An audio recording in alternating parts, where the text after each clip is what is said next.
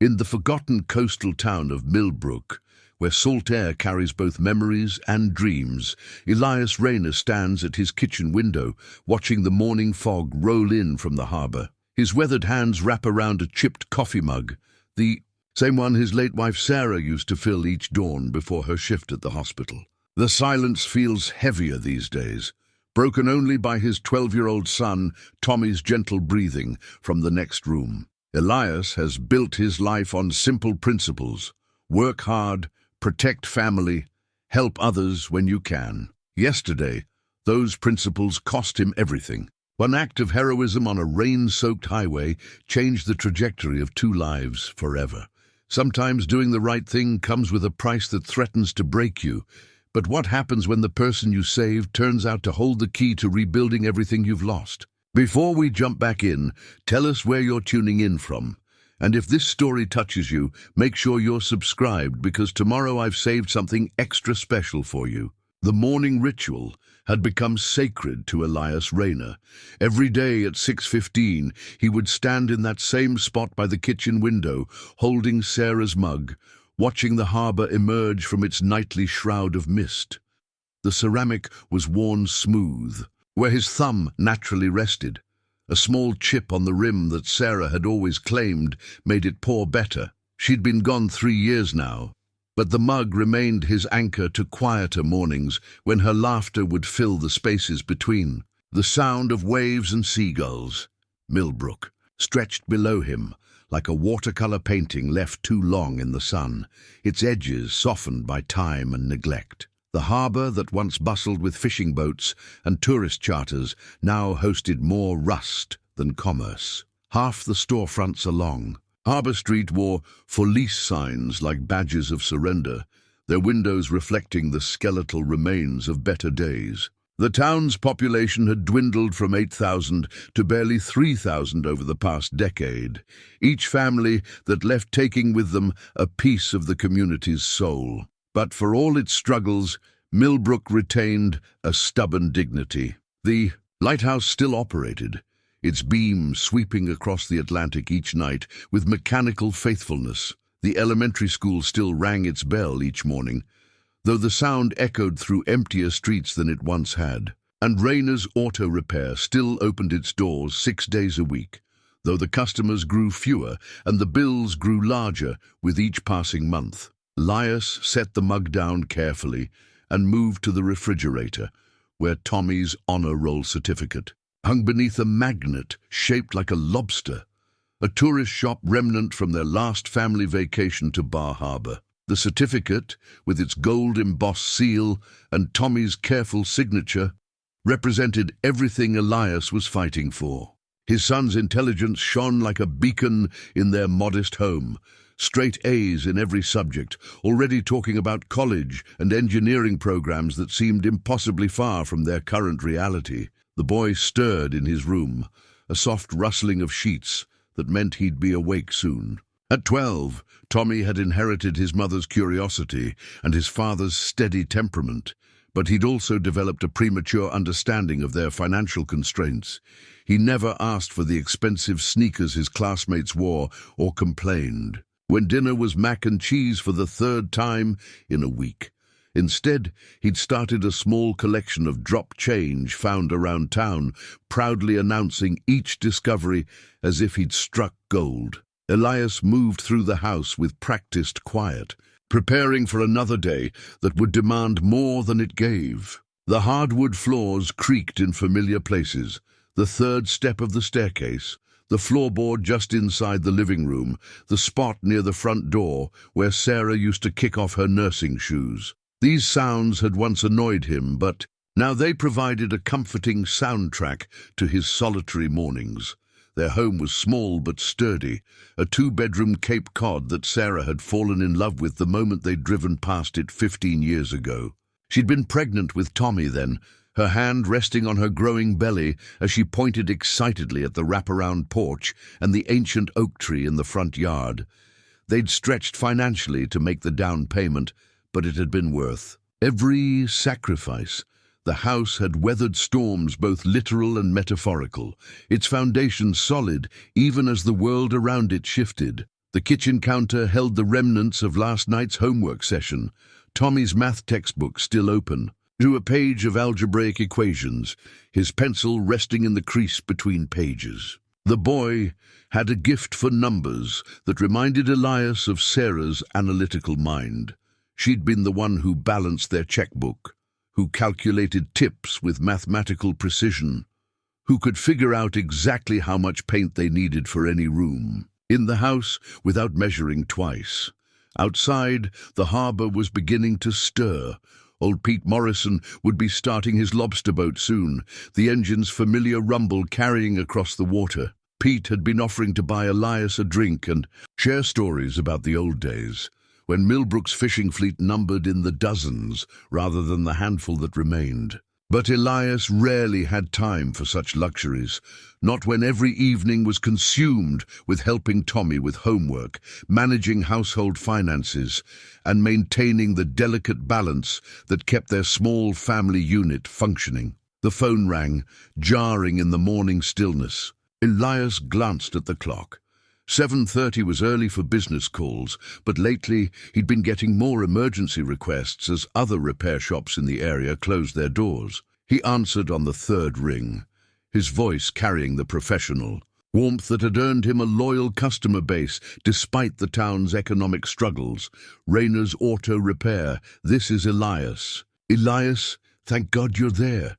The voice belonged to Mrs. Henderson, an elderly widow who drove a 20-year-old Buick with the care of someone handling a family heirloom. My car won't start and I have a doctor's appointment in Bangor at 9:15. I know it's early, but I'll be right there, Mrs. Henderson. Don't worry about the appointment. This was the rhythm of his life, responding to the needs of neighbors who had become extended family, fixing problems with patience and skill, charging fair prices even when it meant his own bills would have to wait. His reputation in Milbrook was built on reliability and compassion, qualities that had kept his business afloat when flashier competitors had folded. Tommy appeared in the kitchen doorway, his dark hair sticking up at impossible angles, wearing the Red Sox pajama set that had been a Christmas gift from his aunt in Boston. At 12, he was all knees and elbows, growing so fast that Elias had to buy new clothes every few months. But the boy's eyes held a wisdom that seemed borrowed from someone much older, a quality that had emerged after his mother's death and never quite faded. Morning, Dad. Emergency call?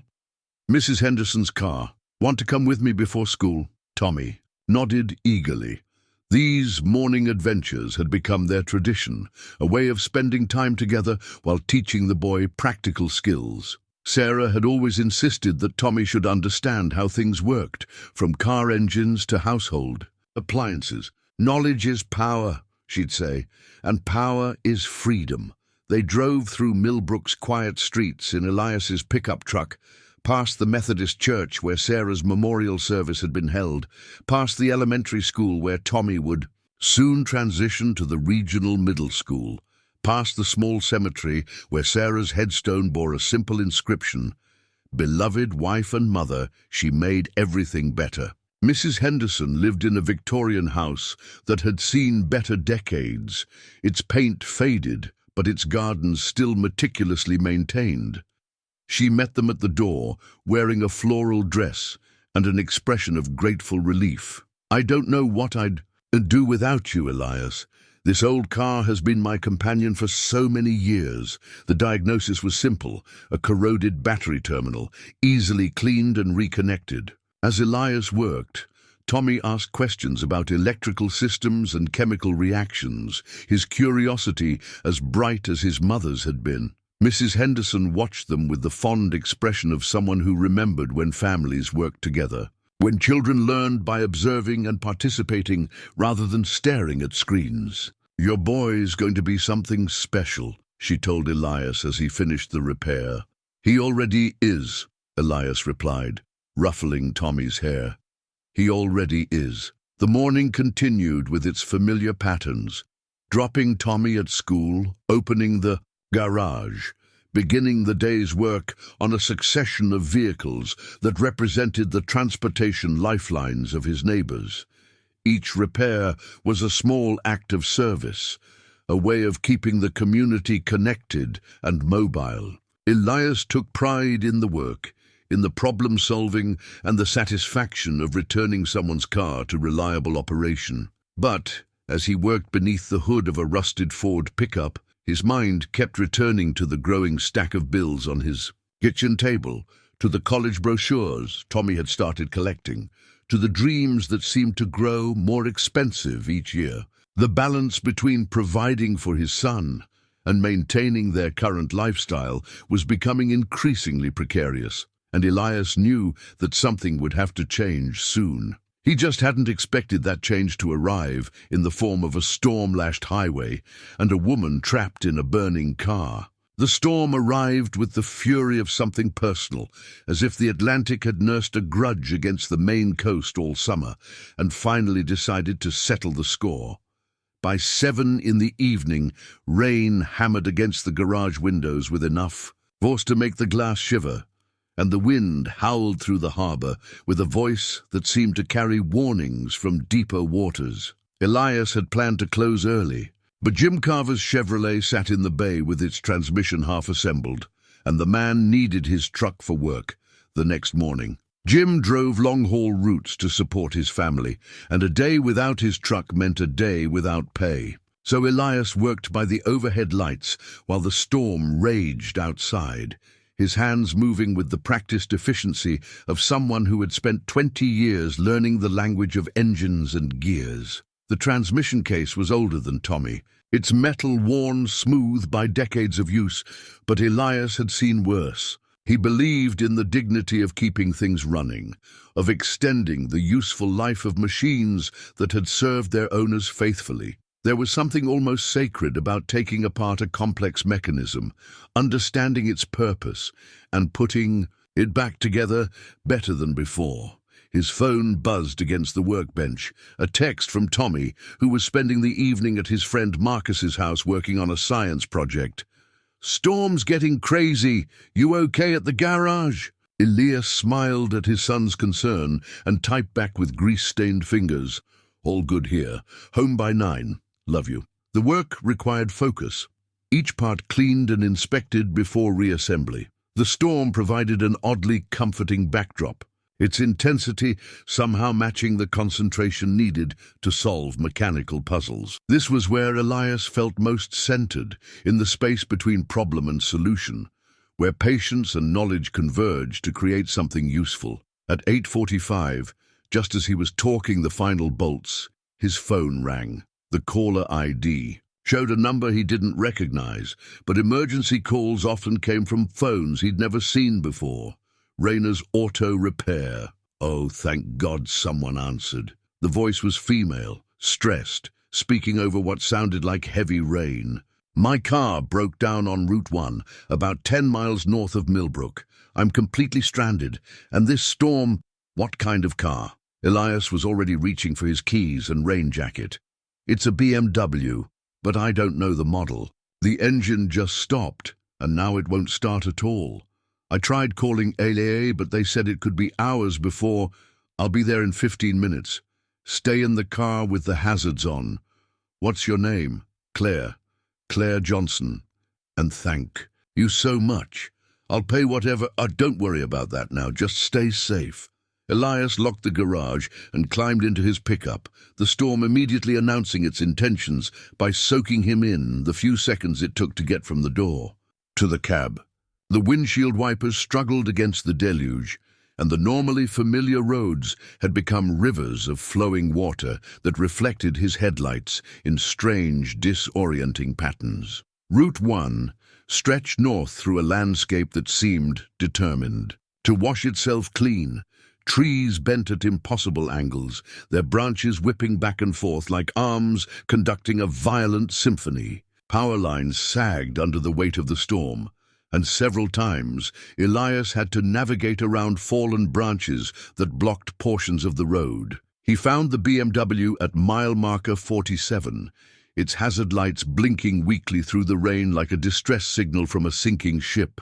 The car was pulled as far off the road as possible, but the narrow shoulder meant it was still dangerously close to traffic. Elias parked behind it and ran through the downpour to the driver's side window. The woman inside looked to be in her 30s, well-dressed despite her obvious distress, with dark hair that had been carefully styled before the storm turned it into damp strands around her face. She rolled down the window just enough to speak. "Are you from the garage?" Elias. "Rayner, let me take a look under the hood."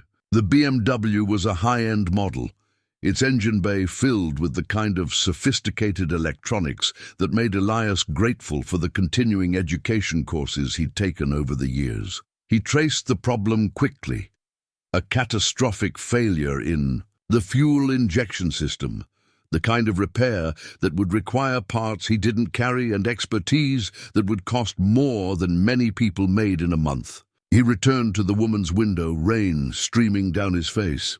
"I'm afraid it's not something I can fix tonight. The fuel system's failed, and it's going to need specialized parts. I can tow you back to town, get you somewhere warm and dry." Relief flooded her features. "Yes, please. I'll pay for a hotel room, whatever you recommend." As Elias prepared his truck for towing, he noticed something odd about the situation. The BMW's license plates were from out of state, but the woman seemed to know exactly where she was, had called specifically for help in Milbrook rather than the larger towns to the north or south. There was something about her that suggested she was accustomed to being in control, to having solutions readily available, and her current helplessness seemed to surprise her as much as it concerned her. The tow back to town was treacherous, the combined weight of both vehicles making his truck slide on the wet pavement more than once. The woman, Claire, followed in her car's headlights through his rearview mirror, a constant reminder of the responsibility he'd accepted by agreeing to help. They made it to the garage parking lot just as a particularly violent gust of wind sent a trash can tumbling across Harbour Street. Elias helped Claire from her car to his truck's passenger seat, noting that her clothes were expensive but practical, her shoes designed for walking rather than fashion. "There's a bed and breakfast about 2 miles from here," he said as they drove through the storm-darkened streets. "Mrs. Patterson runs it, and she's good people. Clean rooms, warm food, reasonable prices." "That sounds perfect." They were halfway to the bed and breakfast when Elias saw the glow on the horizon. At first, he thought it might be lightning, but the light was too steady, too orange. Then he smelled the smoke carried on the wind even through the truck's closed windows. "That's a fire," Claire said, leaning forward to peer through the windshield. As they crested the hill on Elm Street, the scene revealed itself with horrifying clarity. A large black sedan, a limousine, had somehow left the road and struck the concrete barrier of the small bridge that crossed Miller's Creek. The vehicle was on its side, partially submerged in the swollen creek, and flames were beginning to emerge from the engine compartment. Elias pulled over immediately, his emergency training from his volunteer firefighter days taking over. "Stay in the truck," he told Claire, but she was already opening her door. "There might be someone in there," she said. The limousine was expensive, the kind of vehicle that typically carried important passengers. As they approached, Elias could see movement inside. Someone was trapped in the overturned car, and the rising water was making escape impossible. The driver's compartment was already partially flooded, but there was still air in the passenger area. Without hesitation, Elias waded into the creek, the current immediately trying to knock him off his feet. The water was shockingly cold and rising quickly, fed by the storm runoff from the surrounding hills. The limousine's rear window had been shattered in the crash, providing an opening just large enough for rescue. Inside, he found an unconscious woman, elegantly dressed, her dark hair floating in the rising water. She appeared to be in her 50s, with the kind of refined features that suggested wealth and sophistication. A gold locket had come loose from around her neck and floated beside her, its chain tangled in her hair. The flames were spreading now, moving from the engine toward the passenger compartment with hungry efficiency. Elias had minutes, maybe less, before the entire vehicle would be consumed. He worked quickly to free the woman, lifting her carefully through the shattered window. As the current threatened to sweep them both downstream, Claire was waiting on the bank, her phone already dialing emergency services. Together, they carried the unconscious woman to higher ground, where Elias began CPR while Claire spoke to the dispatcher. The woman coughed up creek water and opened her eyes just as the limousine exploded behind them, sending a column of flame and smoke into the storm-darkened sky. "Don't try to move," Elias told her gently. "Help is coming." She looked at him with eyes that seemed to hold both gratitude and surprise, as if she wasn't accustomed to strangers risking their lives for her. Benefit. Her lips moved, but her voice was too weak to carry over the storm. The paramedics arrived within minutes, followed by the fire department and police. As they worked to stabilize the woman, Elias noticed that Claire had disappeared. The BMW was gone from the garage parking lot, and when he asked the police about her, they seemed confused. "What woman?" Officer Martinez asked. "The report we got was that you were alone when you called in the accident." Elias started to explain, but then stopped. The storm, the adrenaline, the confusion of the rescue. Perhaps he had imagined Claire, or perhaps she had simply chosen not to get involved with the police investigation. Either way, the important thing was that the woman from the limousine was alive. As he drove home through the gradually diminishing storm, Elias's phone buzzed with a text from Jim Carver. "Heard about the rescue on the police scanner. Don't worry. About my truck, it'll keep another day. You're a hero, man."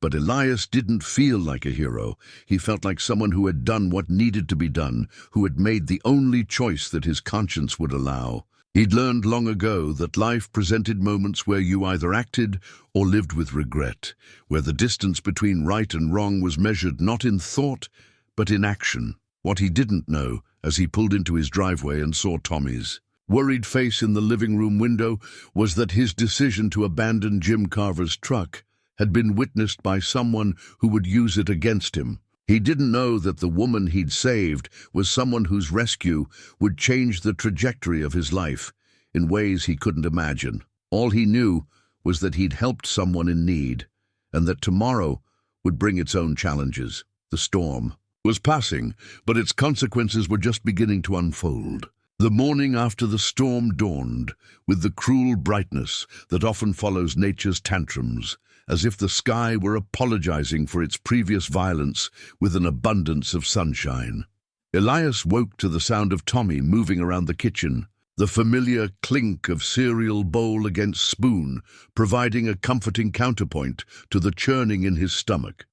He'd slept poorly, replaying the events of the previous evening in fragments that felt both vivid and dreamlike. The woman's face as she opened her eyes beside the burning limousine, the mysterious Claire, who had vanished as completely as if she'd never existed, the weight of another person's life in his arms as he carried her from the wreckage. But more pressing than these memories was the reality waiting for him at the garage.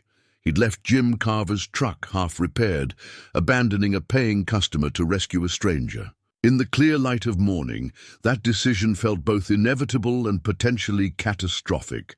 Tommy looked up from his cereal as Elias entered the kitchen, his young face bright with admiration.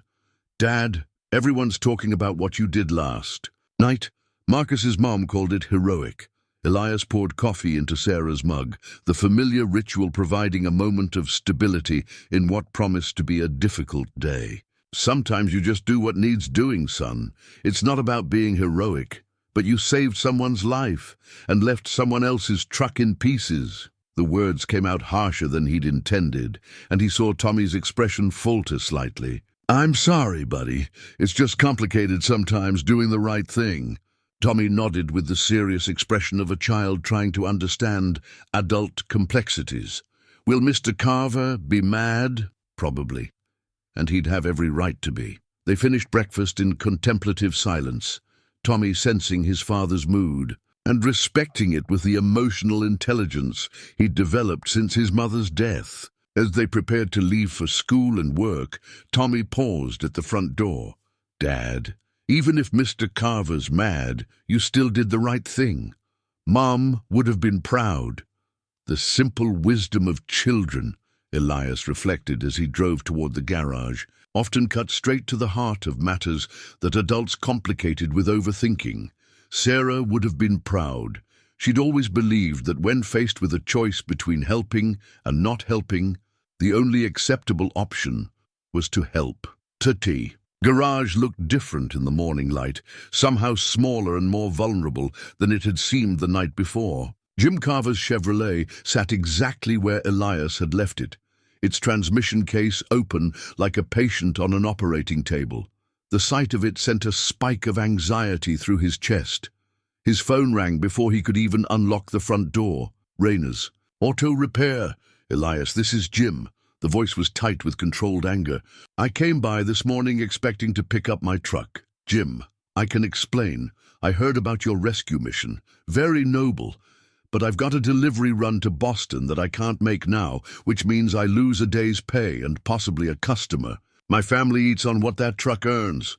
The words hit like physical blows. Elias had known this conversation was coming, but hearing the frustration and financial stress in Jim's voice made it worse than he'd anticipated. I can have it finished by noon, Elias offered, though he knew the damage was already done. Noon. Doesn't help me with the 7 a.m. pickup I missed. Look, Elias, I like you. We all do. But I can't afford to work with someone who might abandon my repair halfway through for any reason, no matter how good that reason is. The line went dead. Elias stood in his empty garage, holding the phone and feeling the first crack in the foundation of his livelihood. Jim Carver had been a regular customer for 8 years, reliable work that paid well and on time. More importantly, Jim talked to other drivers, and word would spread quickly through the tight-knit community of independent truckers who formed a significant portion of Elias's customer base. He threw himself into completing the transmission repair, working with the kind of focused intensity that comes from needing to prove something to himself. The familiar rhythm of mechanical work provided temporary refuge from the larger implications of the morning's conversation. Every bolt torqued to specification, every connection checked and double-checked, every fluid level verified. He would finish this job perfectly, even if it was too late to matter. By 11:30, the Chevrolet was purring like it had rolled off the assembly line. Elias called Jim to report the completion, but the call went straight to voicemail. He left a message, knowing it was mostly for his own conscience. The rest of the morning crawled by with ominous quiet. No emergency calls, no walk-in customers, just the sound of his own footsteps echoing in the empty bays. Elias tried to lose himself in routine maintenance tasks, but his mind kept returning to the stack of bills on his kitchen table, to Tommy's college fund that had been growing at a depressingly slow pace, to the precarious balance that kept their small family afloat. Around 1 o'clock, Martha Klein from the hardware store stopped by with what she claimed was a routine question about her car's air conditioning, but Elias could see the curiosity in her eyes. Martha served as Milbrook's unofficial information exchange, and her visit meant the whole town would soon know about his professional difficulties. Heard you had some excitement last night, she said, settling herself against his workbench with the air of someone prepared for a long conversation. Just helped someone who needed it. That's what we heard. Also heard Jim Carver wasn't too pleased about his truck. Elias continued working on the alternator he'd been rebuilding, not trusting himself to respond diplomatically. Martha had a gift for extracting information through strategic silence, and he wasn't going to provide her with ammunition for the town's gossip network. People are saying the woman you saved was somebody important. Expensive car, designer clothes, that sort of thing. I wouldn't know about that. Of course, there's also talk about whether it's right for a businessman to abandon paying customers, even for good reasons. Folks are divided on it. There it was, the slow poison of small-town judgment beginning to spread through the community. Elias had lived in Milbrook long enough to understand how these things worked. A few strategic conversations, a careful emphasis on certain details, and public opinion could shift dramatically. After Martha left, Elias called 3 other garages in the surrounding towns, testing the waters for possible employment. The first two weren't hiring. The third, owned by a man named Rodriguez, who had competed with Elias for customers over the years, was bluntly honest. "I heard about last night, Elias. Can't say I wouldn't have done the same thing, but I also can't say I'd trust an employee who might disappear in the middle of a job." Nothing personal. As the afternoon wore on, the reality of his situation began to crystallize. He had perhaps 2 months of savings, enough to cover basic expenses, but not the mortgage payment that was due in 3 weeks. Tommy's school expenses. For the fall were approaching, and the boy would need new clothes soon. Another growth spurt had left most of his wardrobe fitting like he'd borrowed it from a younger cousin. At 4 o'clock, as he was closing up for the day, a car pulled into his lot. For a moment, his heart lifted with the hope of a customer, but his optimism faded when he recognized the vehicle. It belonged to Dave Patterson, the man who owned the garage where Elias had worked as a young mechanic before opening his own shop.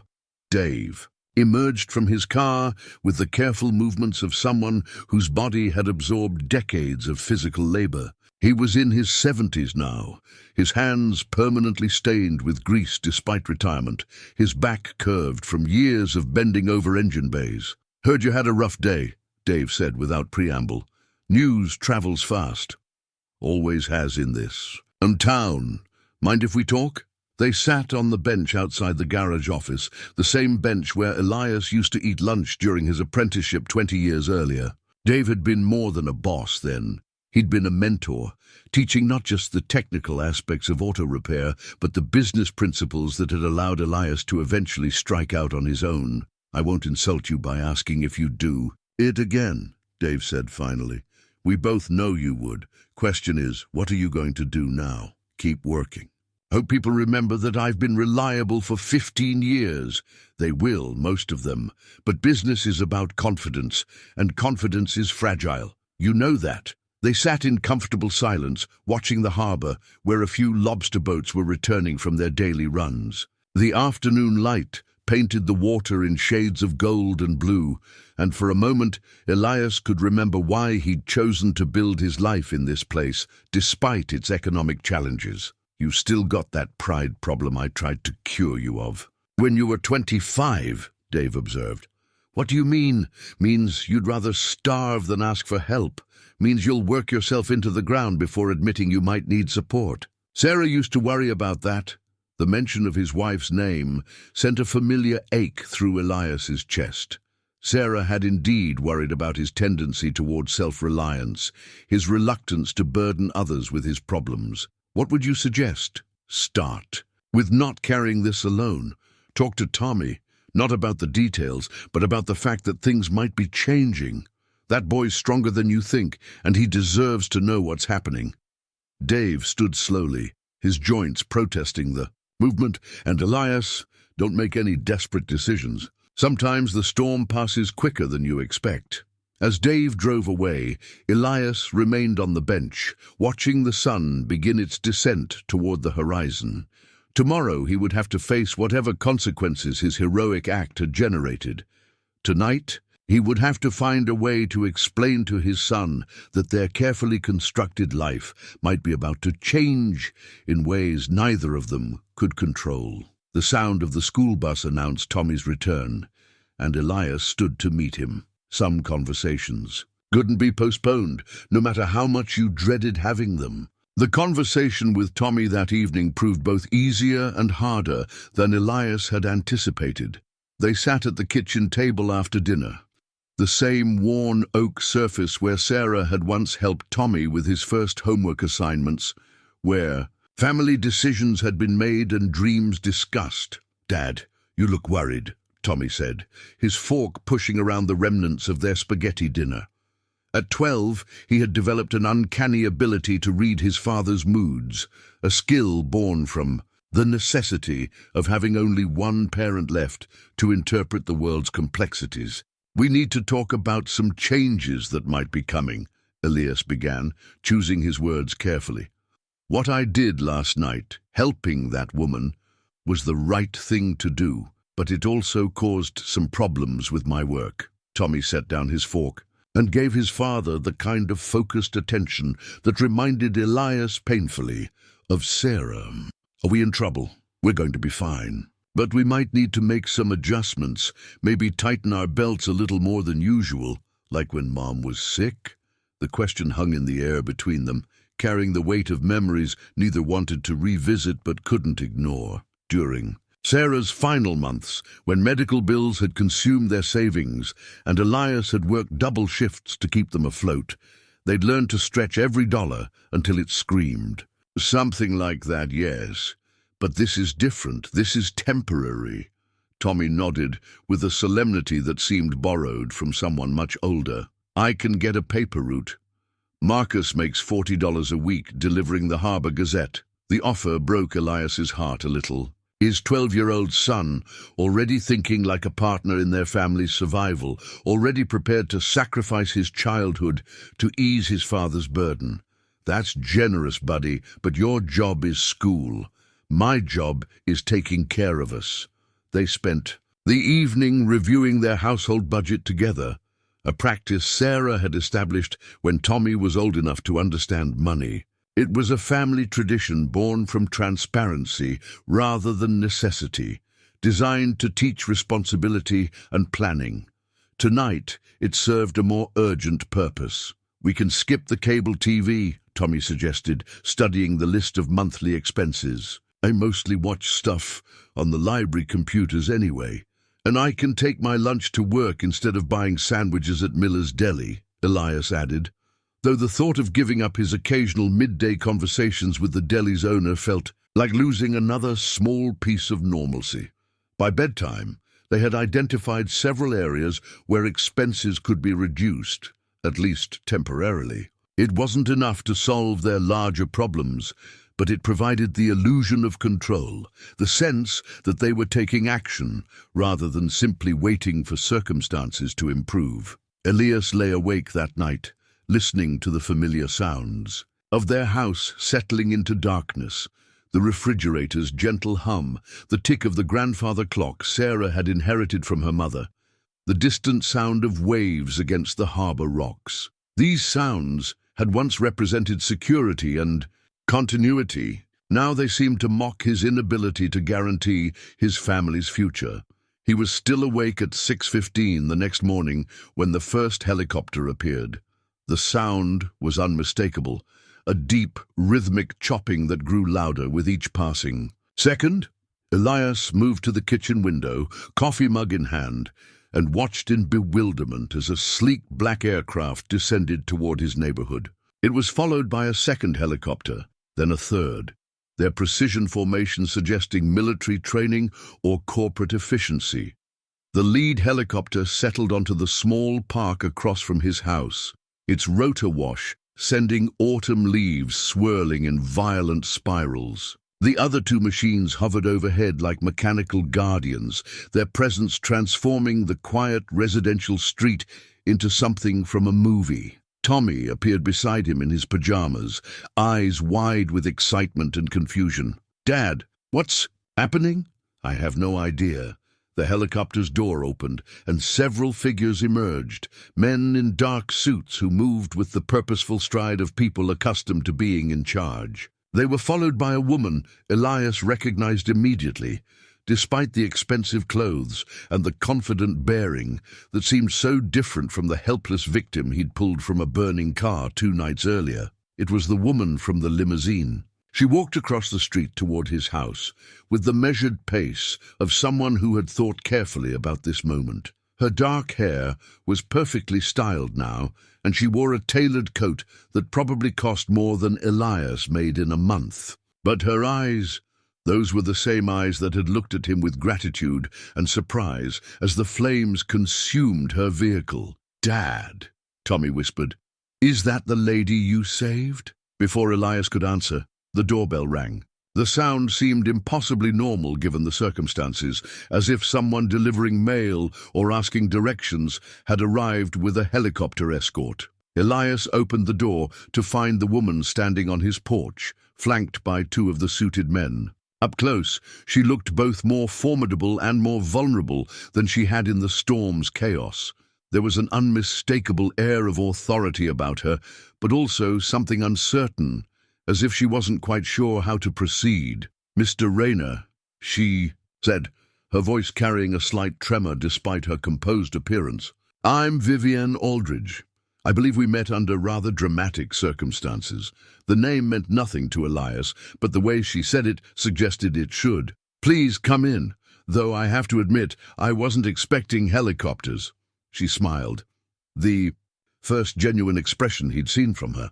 "I'm afraid I tend to travel with rather more security than most people. Occupational hazard." As they settled in his living room, Elias became acutely aware of the contrast between his modest surroundings and the obvious wealth represented by his unexpected guest.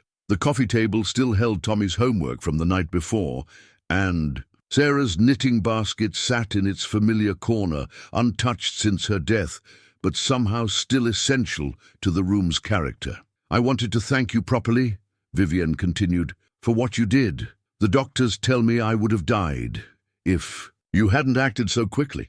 "Anyone would have done the same thing." "No, Mr. Rayner, they wouldn't have. Most people would have called 911 and waited for professionals. You risked your own life to save a complete stranger." Tommy, who had been hovering in the doorway, stepped forward with the curiosity that had always defined him. "Are you really rich?" "Tommy," Elias said sharply, but Vivian laughed. "It's a fair question." "Yes, I suppose I am. Does that seem strange to you?" "A little. Dad says rich people usually don't end up in burning cars." "Your father is a wise man, and you're right. This was a very unusual situation for me." She turned her attention back to Elias, her expression growing more serious. "I've learned about the professional difficulties my rescue has caused you. That's unacceptable. It's not your fault. I made a choice. A choice that cost you customers and income. A choice made to save my life." She leaned forward slightly, her intensity suddenly visible. "Mr. Rayner, I didn't accumulate wealth by ignoring my debts. I owe you more than gratitude." From her briefcase, she withdrew a manila folder and set it on the coffee table. "I've done some research on Milbrook. This town has enormous potential. A skilled workforce, a beautiful location, proximity to major markets, but it's been abandoned by the kind of investment that could revitalize it." Elias picked up the folder, finding it filled with charts, demographic studies, and economic projections that painted a picture of Milbrook's decline and potential recovery. The data was comprehensive and professionally prepared, the kind of analysis that represented significant time and expense. "I want to build something here," Vivian continued. "A technology incubation center, a place where entrepreneurs and innovators can develop projects that benefit local communities. It's a model I've been considering for several locations, but Milbrook has something the others don't." "What's that?" "You, someone who understands this place, who has the trust of the community, who can bridge the gap between outside investment and local needs." The proposal was breathtaking in its scope and audacity. According to the documents, Vivian was offering to invest $50 million in a facility that would bring hundreds of jobs to the area, create educational opportunities for young people, and establish Milbrook as a center for innovative technology development. "This is incredibly generous," Elias said carefully, "but I'm not qualified to manage something like this. I fix cars. You solve problems. You understand how things work and how to make them work better. You have the respect of your neighbors and a reputation for integrity. Those qualifications matter more than any business degree." Tommy, who had been studying the charts with the same intensity he brought to his math homework, looked up with shining eyes. "Dad, this could save the whole town."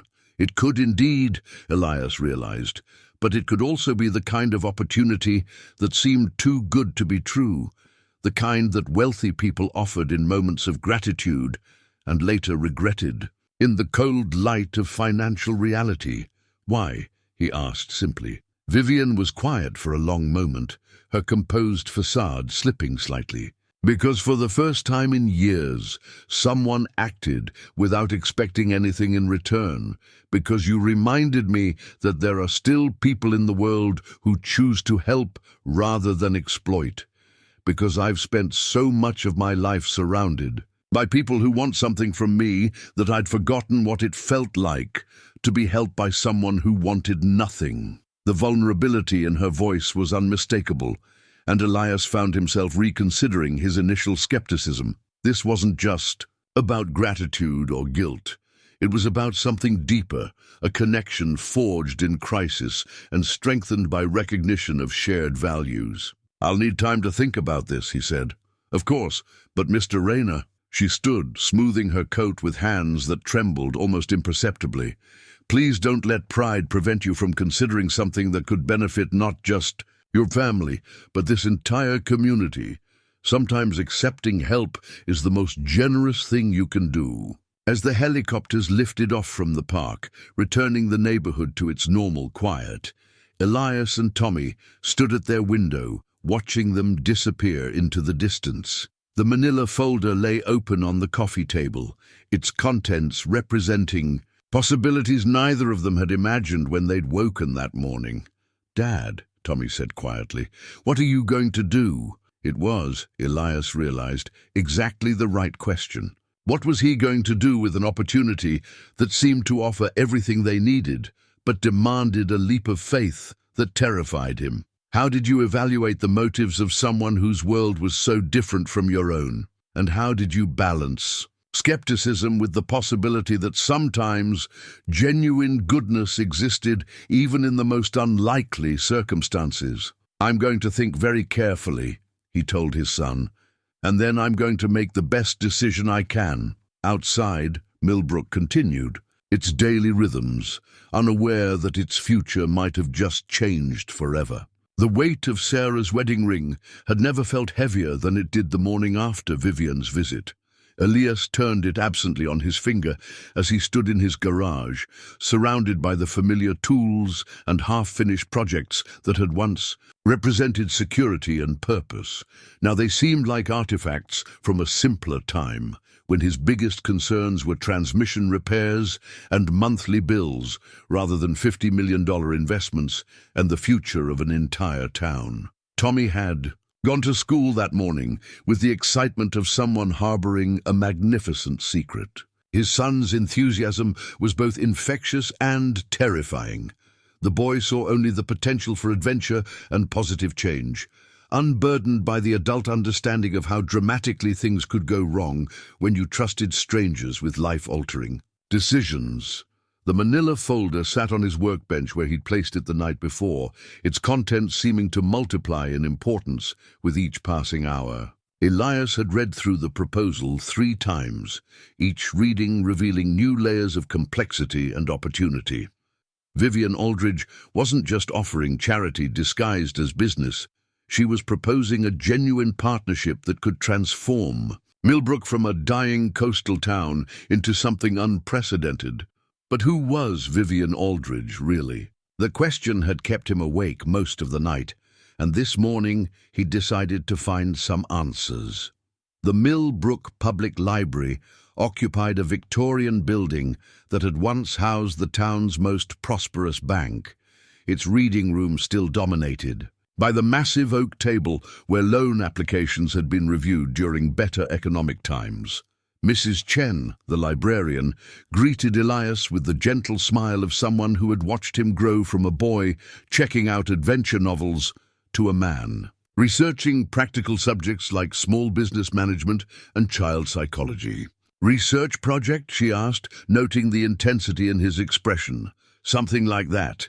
I need to learn about someone, and I'm not sure where to start." Mrs. Chen led him to one of the library's 3 public computers, its screen flickering to life with the patient hum of technology that had been state-of-the-art a decade earlier.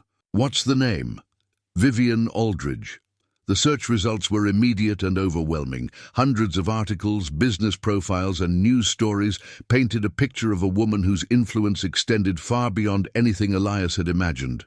Vivian Aldridge was the founder and CEO of Aldridge Technologies, a company that had revolutionized data security and artificial intelligence applications. Her personal wealth was estimated at over $2 billion, making her one of the 50 richest women in America, but the business success was only part of the story. As Elias clicked through article after article, a more complex narrative emerged. Vivienne had been married to Dr. Michael Aldridge, a prominent research scientist, until his death in a car accident 8 years earlier. They'd had a daughter, Emma, who had died of leukemia at the age of 10. The same year Vivienne had founded her company. The timeline painted a picture of a woman who had channeled profound grief into extraordinary professional achievement. Many of the articles mentioned her reputation for brilliant strategic thinking, combined with an almost reclusive lifestyle. She rarely gave interviews, avoided public speaking engagements, and was known for her intense privacy regarding personal matters. "She's been hurt," Mrs. Chen observed quietly, reading over his shoulder. "People don't become that successful and that private without experiencing significant loss." More recent articles revealed additional complexity. Vivienne's company had been the subject of a hostile takeover attempt the previous year, fought off only through a combination of legal maneuvering and what business journalists described as ruthless strategic thinking. Several board members had been replaced, and there were hints of ongoing internal conflicts over the company's direction. The final piece of the puzzle came in a profile from Forbes magazine, published just 6 months earlier. The article described Vivienne's growing interest in impact investing, using wealth to create positive social change rather than simply generating returns. She had funded several community development projects in rural areas, always with the same criteria: local leadership, sustainable economic models, and measurable benefits for residents. "Tommy, come look at this," Elias called as his son arrived. At the library after school, backpack slung over his shoulder and face bright with curiosity. Together, they studied the screen as Elias explained what he'd learned. Tommy listened with the serious attention he gave to subjects that mattered, asking questions that demonstrated both intelligence and emotional maturity. "So she's really rich, but she's also really sad," Tommy summarized. "And she wants to help people because helping makes her feel better about the sad stuff." The simplicity of his son's analysis cut straight to the heart of what Elias had spent hours trying to understand. Vivienne Aldridge was someone who had lost the people she loved most and was using her considerable resources to create meaning from that loss. Her offer to Milbrook wasn't charity. It was a form of healing, both for herself and for communities that reminded her of what she'd lost. That evening, they drove to the harbor, where the remains of the old fishing fleet bobbed at their moorings, like elderly relatives gathering for a reunion.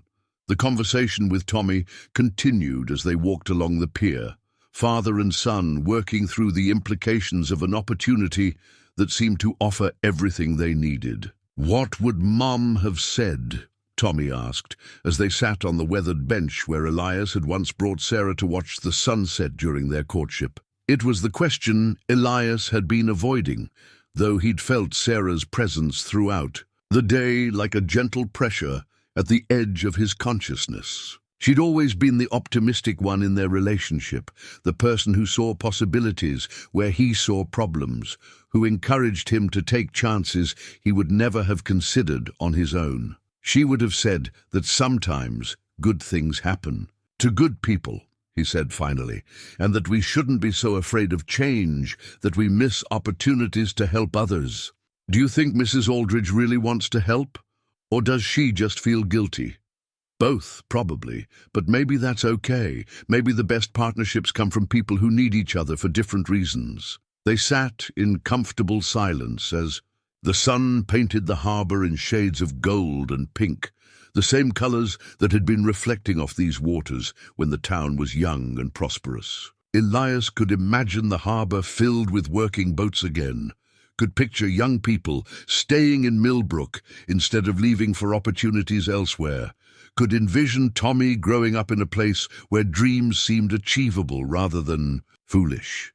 But he could also imagine the ways such an ambitious project could fail, could visualize himself in over his head, making decisions that affected hundreds of lives without the experience or knowledge to make them wisely. The weight of responsibility felt almost physical, a pressure that made his chest tight and his breathing shallow. "Dad," Tommy said, his voice carrying the wisdom that had been emerging more frequently since his mother's death, "You're scared, terrified." Elias admitted, "But you're going to do it anyway, aren't you?"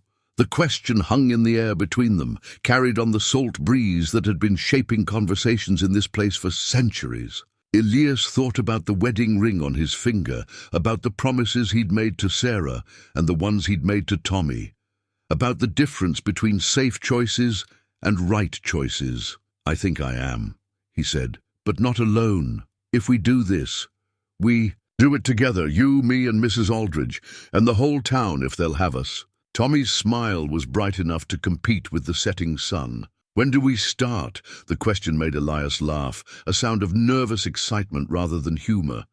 When did they start indeed? How did someone begin the process of transforming a dying town into something unprecedented?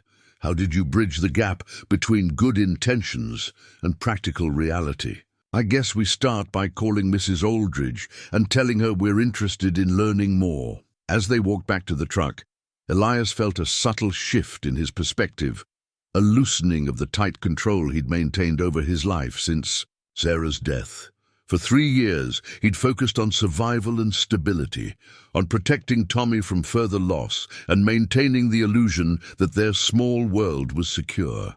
But perhaps it was time to acknowledge that true security came not from avoiding risk, but from embracing opportunities to grow and contribute. The drive home took them past the elementary school where Tommy had learned to read, past the Methodist church, where Sarah's funeral had been held, past the small businesses that formed the backbone of Milbrook's struggling economy. Each landmark held memories and associations, but tonight they also seemed to hold possibilities, ways that new investment and energy could honor the past while building something better for the future.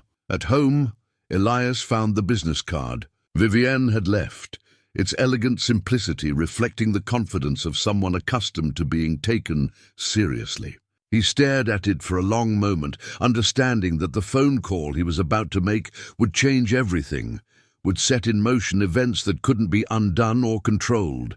But as he reached for the phone, he felt Sarah's presence more strongly than he had in months, a warmth that seemed to flow from the wedding ring on his finger directly to his heart. She'd always believed in taking chances, in trusting people who offered genuine help, in building something meaningful from whatever materials life provided. "Here goes nothing," he murmured, and dialed the number. The call to Vivienne had led to a series of meetings that transformed Elias's understanding of what ambitious planning could accomplish. Over the course of 2 weeks, their kitchen table had become an unlikely headquarters for project discussions, its surface covered with architectural drawings, demographic studies, and financial projections that made Tommy's homework seem refreshingly simple by comparison. Vivian arrived each morning in increasingly modest vehicles, first the helicopter, then a luxury sedan, and finally a practical rental car that didn't draw stares from the neighbors. She seemed to be conducting her own experiment in blending into Milbrook's rhythms, trading designer suits for business casual attire that wouldn't look out of place at a town council meeting. "The key to successful community development," she explained during one of their sessions, spreading blueprints across the table while Tommy worked on algebra nearby, "is making sure the local population drives the process rather than simply receiving the benefits of outside investment."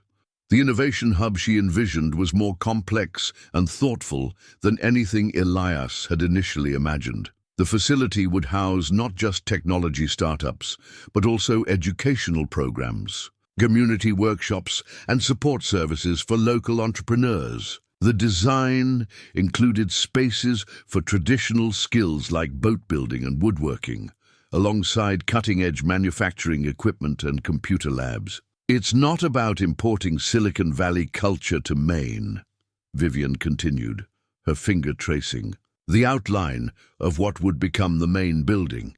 It's about creating something new that honors both innovation and tradition. But as word of the project spread through Milbrook, the community's reaction proved more complicated than either Elias or Vivian had anticipated. The town's historical society, led by Eleanor Whitman, emerged as the center of organized resistance to what they termed unwanted development that threatens our character. Mrs. Whitman, a retired high school principal whose family had lived in Milbrook for 6 generations, had requested a meeting that Elias couldn't reasonably refuse. She arrived at his house on a crisp October morning, accompanied by Harold Fisher from the town council and Margaret Riley, who owned the largest bed and breakfast in town. "We're not against progress," Mrs. Whitman began, settling herself in Elias's living room with the bearing of someone accustomed to being listened to. "But we've seen what happens when outside money comes in and changes everything. Bar Harbor used to be a real fishing village before the tourists took over. The comparison to Bar Harbor stung because it wasn't entirely unfair. The transformation of that coastal town from working community to upscale tourist destination had displaced many long-time residents, replacing authentic local culture with a sanitized version designed to appeal to visitors with disposable income. This is different," Elias said carefully. "The whole point is to create opportunities for people who already live here." "That's what they always say," Harold Fisher interjected. "But once the developers get involved, once property values start rising, working families get priced out. It's happened all over coastal Maine." Vivienne, who had been listening quietly, leaned forward with the intensity that marked her most serious moments. "What would you need to see to believe this project serves Milbrook's interests rather than exploiting them?" The question surprised the visitors, who had clearly come prepared for defensiveness rather than genuine inquiry. Mrs. Whitman consulted a folder she'd brought, its contents representing hours of research and community discussion. "Local hiring preferences for all positions," she read, "guaranteed affordable housing for workers, profit-sharing agreements that ensure the community benefits from any financial success, and decision-making authority that remains in local hands, not with outside investors." Rather than dismiss these demands as unrealistic, Vivian pulled out a legal pad and began taking notes. "Those are reasonable requirements. What else?" The conversation continued for 2 hours, evolving from confrontation to negotiation, as Vivian demonstrated both willingness to compromise and genuine understanding of the community's concerns. By the time the visitors left, they had agreed to present the modified proposal to a broader community meeting, though their skepticism remained evident. "They don't trust me," Vivian observed after the door closed behind them. "They don't trust anyone with money," Elias corrected. "This town has been disappointed too many times by people who promised more than they delivered." The community meeting was scheduled for the following Thursday evening in the high school gymnasium, the only space large enough to accommodate everyone who wanted to attend. As the date approached, Elias found himself caught between excitement and anxiety. Understanding that the project's future would be determined by his neighbors' willingness to believe in possibilities they'd never previously considered. Tommy, meanwhile, had become an unofficial ambassador for the project among his classmates, returning from school each day with reports of conversations and questions that revealed how thoroughly the topic had penetrated local consciousness. "Jenny Martinez's dad wants to know if there will be jobs for people who don't have college degrees," he reported one afternoon, "and Mrs. Peterson asked if the project will make our property taxes go up." Each question represented legitimate concerns that required careful answers. Elias and Vivian spent their evenings preparing responses that were both honest and optimistic, acknowledging potential problems while emphasizing the safeguards they were building into the project structure. The evening before the community meeting, Vivian surprised Elias by asking to visit the old Aldrich Cannery, the abandoned building that had once been Milbrook's largest employer. They drove through the gathering dusk to the industrial waterfront, where the massive brick structure stood like a monument to better economic times. "My grandfather worked here during the summers when he was in college," Vivian said, as they walked through the empty parking lot. "He used to tell stories about the noise and the smell and the satisfaction of honest work." The building's windows were boarded up, but through gaps in the plywood they could see the cavernous interior where hundreds of people had once processed the day's catch. Rusted machinery sat where it had been abandoned when the last owner declared bankruptcy, and the concrete floors were stained with decades of salt water and fish oil. "This is what I want to prevent," Vivian continued, her voice carrying a mixture of sadness and determination. "Not just here, but in communities all over the country where economic change left people behind." For the first time since they'd begun working together, Elias glimpsed the personal motivation that drove Vivian's professional ambitions. She wasn't just seeking to invest money wisely or build a successful business.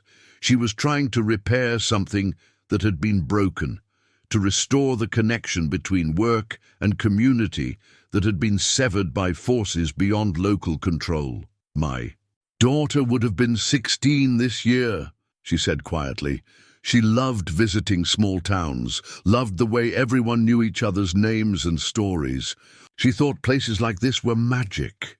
The admission hung in the air between them, heavy with grief and hope in equal measure. Elias understood now why Vivian had chosen Milbrook, why she was willing to invest so much energy in a place she'd discovered by accident. She was building something her daughter would have loved, creating opportunities for other people's children in communities that reminded her of everything she'd lost. "She would have been proud of what you're trying to do," Elias said. "I hope so.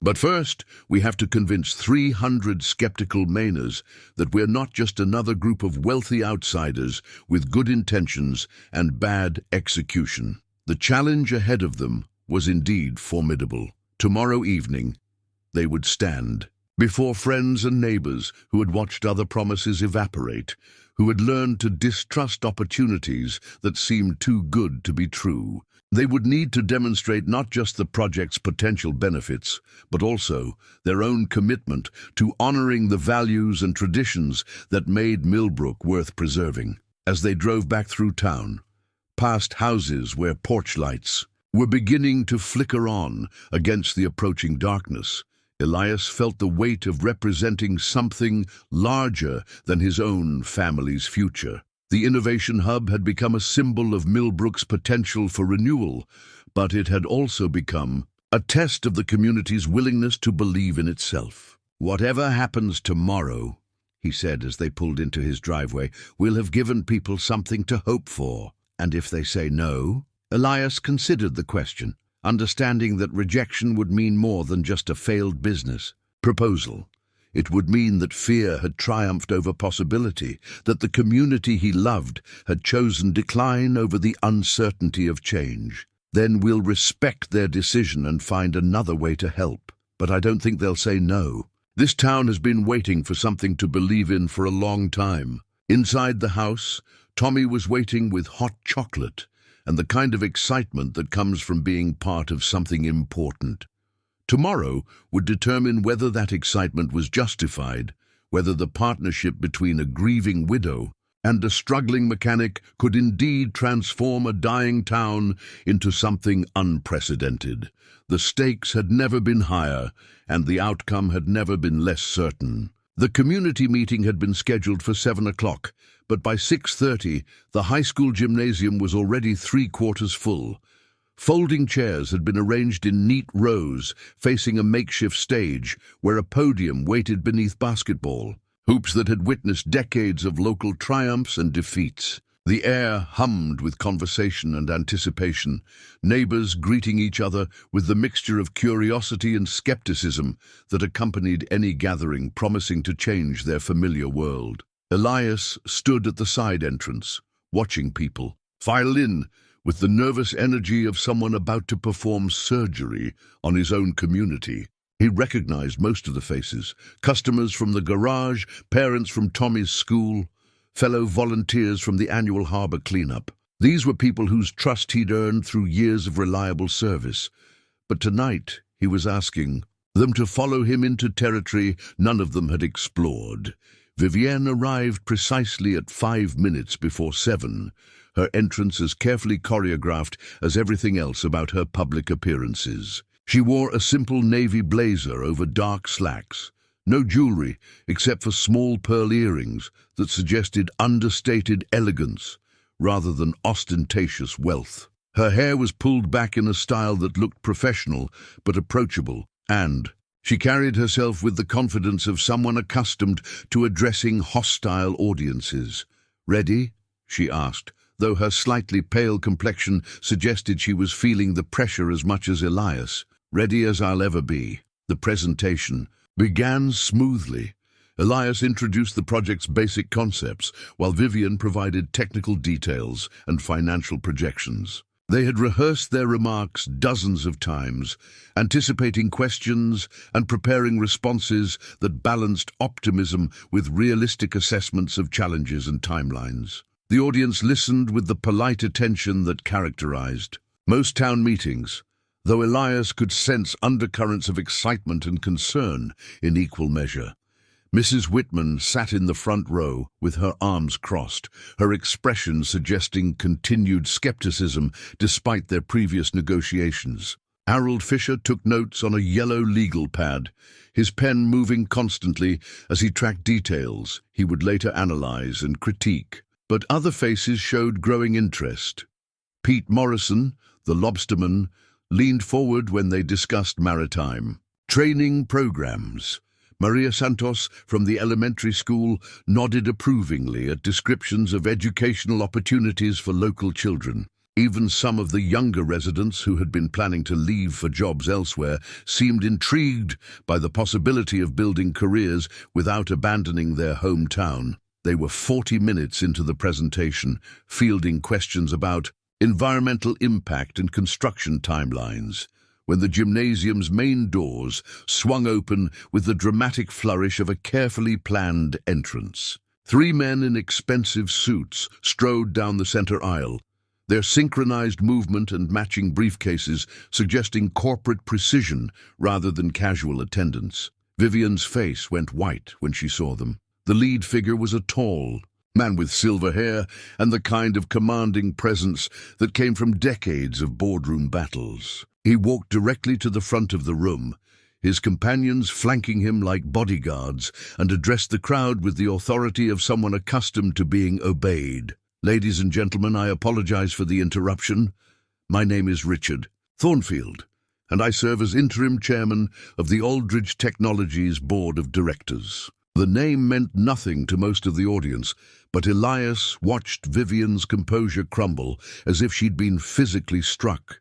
Her hands began to tremble, and she gripped the podium's edges to steady herself. "I'm afraid Ms. Aldridge has not been entirely forthcoming about her current circumstances," Thornfield continued, his voice carrying the practiced smoothness of someone delivering prepared remarks. 3 days ago, the board voted to remove her from all operational responsibilities, pending a comprehensive review of her decision-making capabilities. The gymnasium erupted in confused murmurs as people struggled to understand what they were witnessing.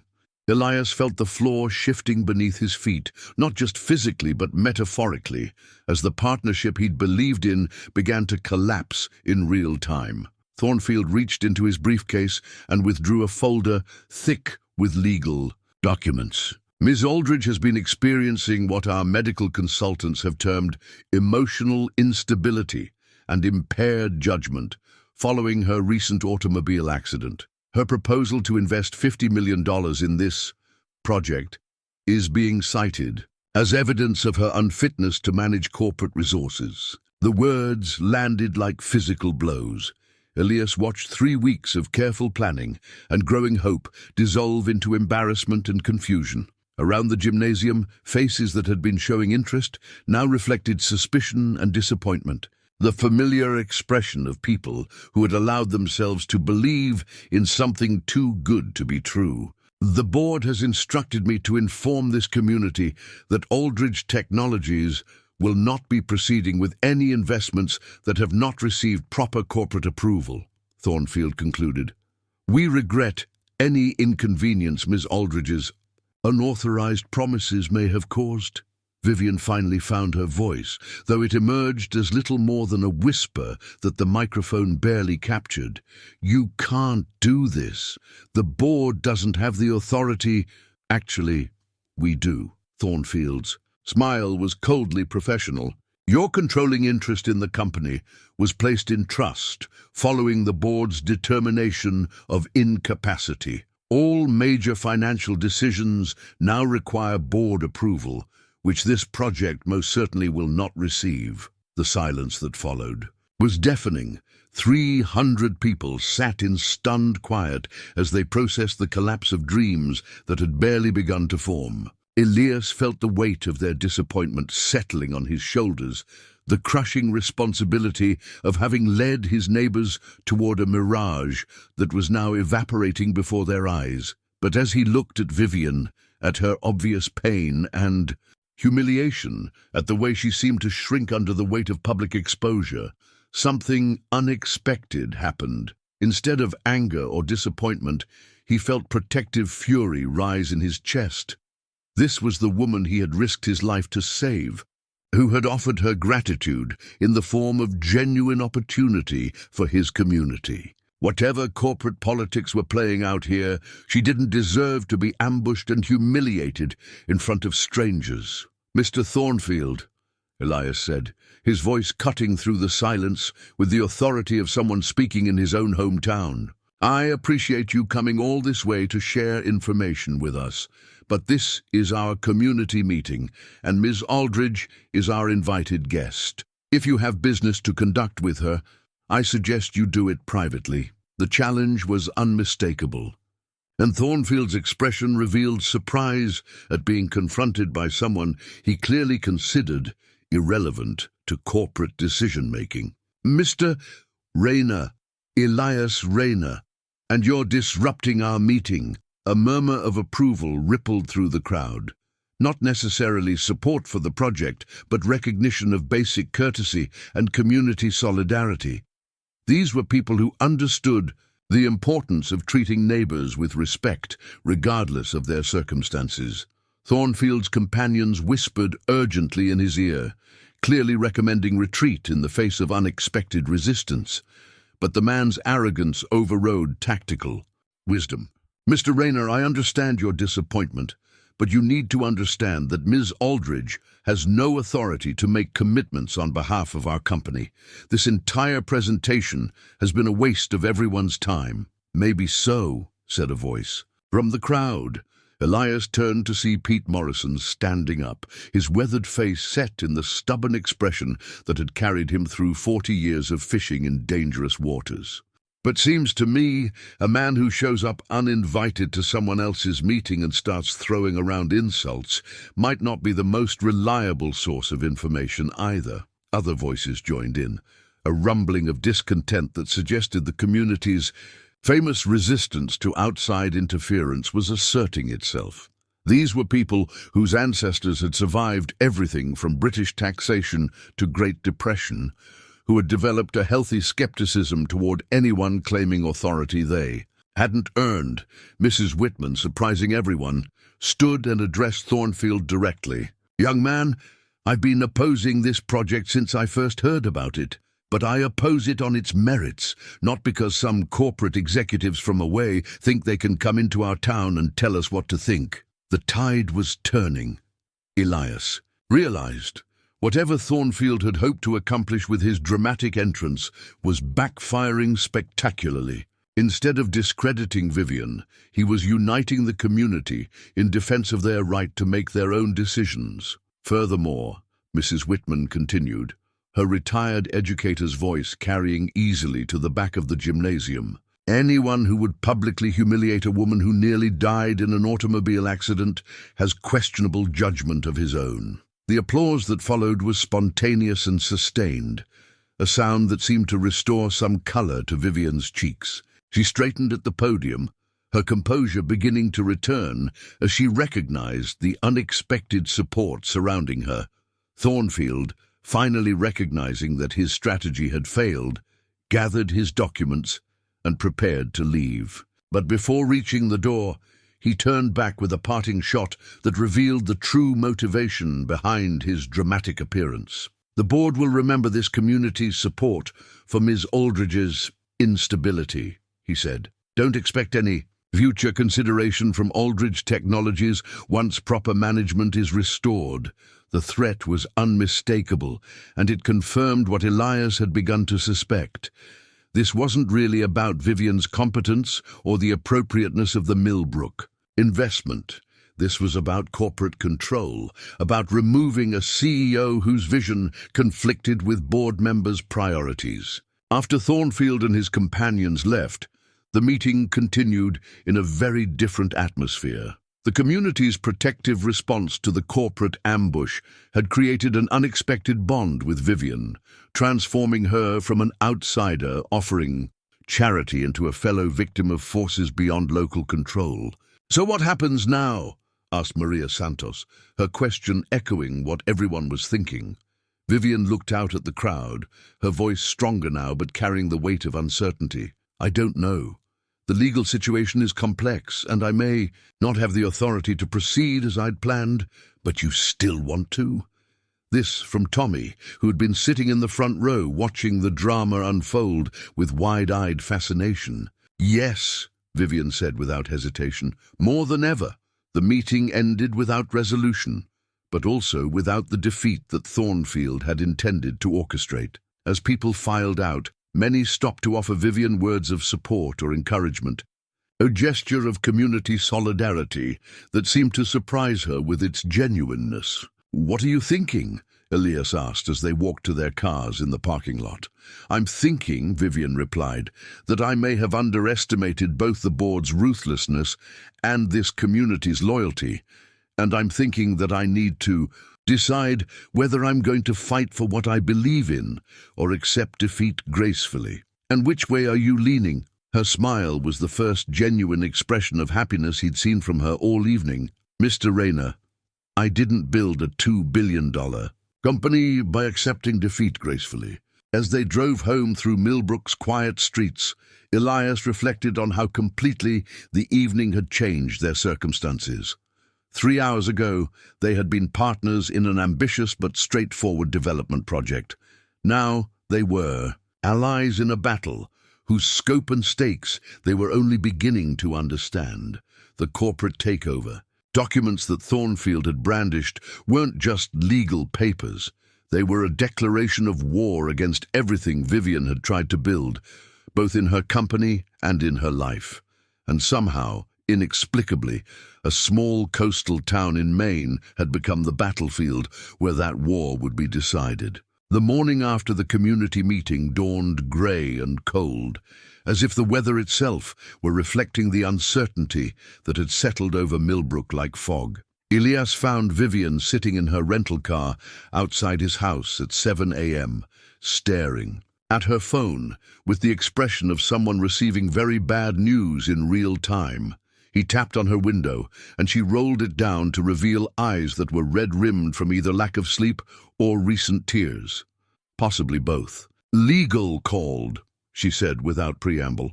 "The board filed a formal competency challenge yesterday evening. They're demanding a psychiatric evaluation and threatening to freeze all my assets pending the outcome." The words hit Elias like physical blows.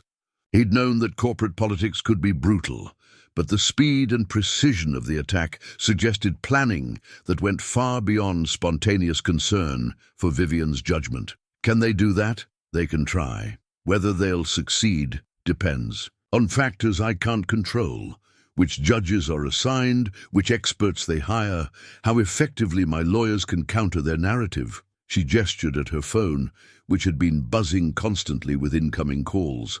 Half of these are from reporters. Somehow the business press already knows about the board action. Tommy appeared at the front door in his pajamas, drawn by the unusual sight of an early morning visitor. His presence seemed to remind Vivian that their partnership extended beyond corporate maneuvering to real people with genuine stakes in the outcome. "Come inside," Elias said. "We'll figure this out together." Over coffee and breakfast, they began to understand the scope of the challenge they faced. Vivian's lawyers were optimistic about eventually overturning the board's action, but legal proceedings could take months or even years. Meanwhile, the Milbrook project would remain in limbo, neither officially cancelled nor able to proceed. "There's another complication," Vivian admitted, as Tommy left for school with a hug that seemed designed to provide encouragement rather than receive it. "The board isn't just questioning this project. They're using it as evidence of a pattern of what they call irrational decision-making." She pulled out a folder containing documents that painted a picture of systematic undermining that had been building for months. Board meeting minutes showed increasing resistance to her community investment initiatives. Email chains revealed careful documentation of every decision that could be characterized as emotionally driven rather than profit-focused. Personnel files suggested that several key executives had been building cases for her removal long before. The automobile accident provided convenient justification. This wasn't about the crash, Elias realized.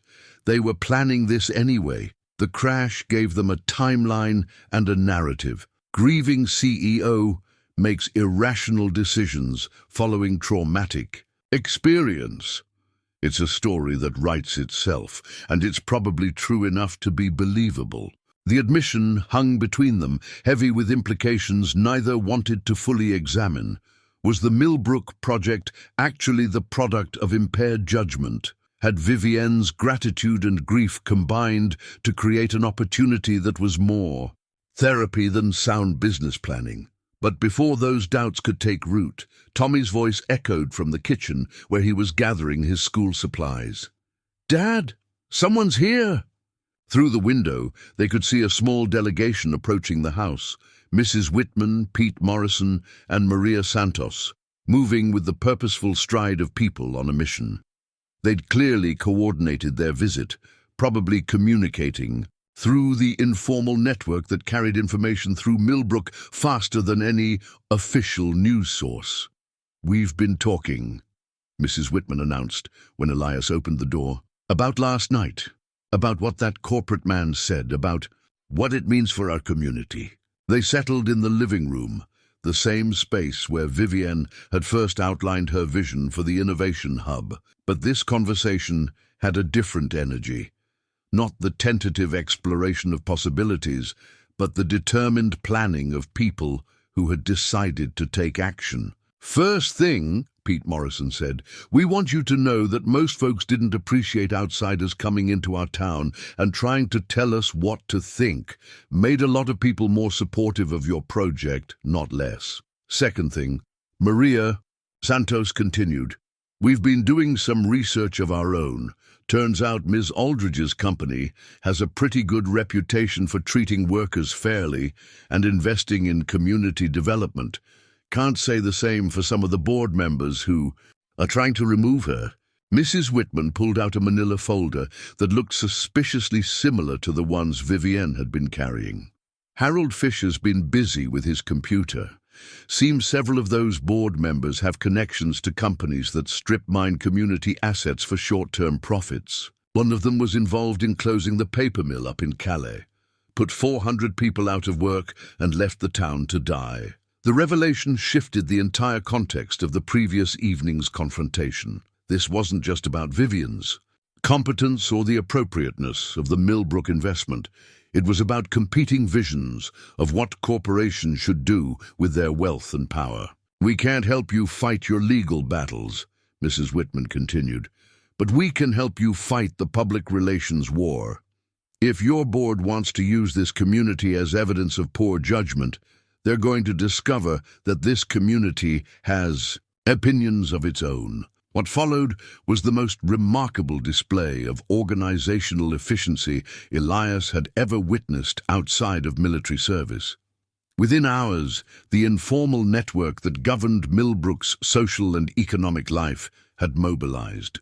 With military precision, phone calls were made, meetings arranged, and strategies developed with the speed that comes from people who understand both their own capabilities and the stakes involved. By afternoon, a petition supporting the Innovation Hub was circulating through every business and household in town. The document, drafted by Mrs. Whitman, with the precision of someone who had spent decades teaching students to write persuasively, made a compelling case for the project's benefits while explicitly rejecting outside interference in local decision-making. We, the residents of Millbrook, Maine, hereby express our strong support for the Aldridge Technologies Innovation Hub as proposed by Ms. Vivian Aldridge, the petition read. We further reject any attempt by corporate executives to characterize our community's enthusiasm for economic development as evidence of poor judgment by project sponsors.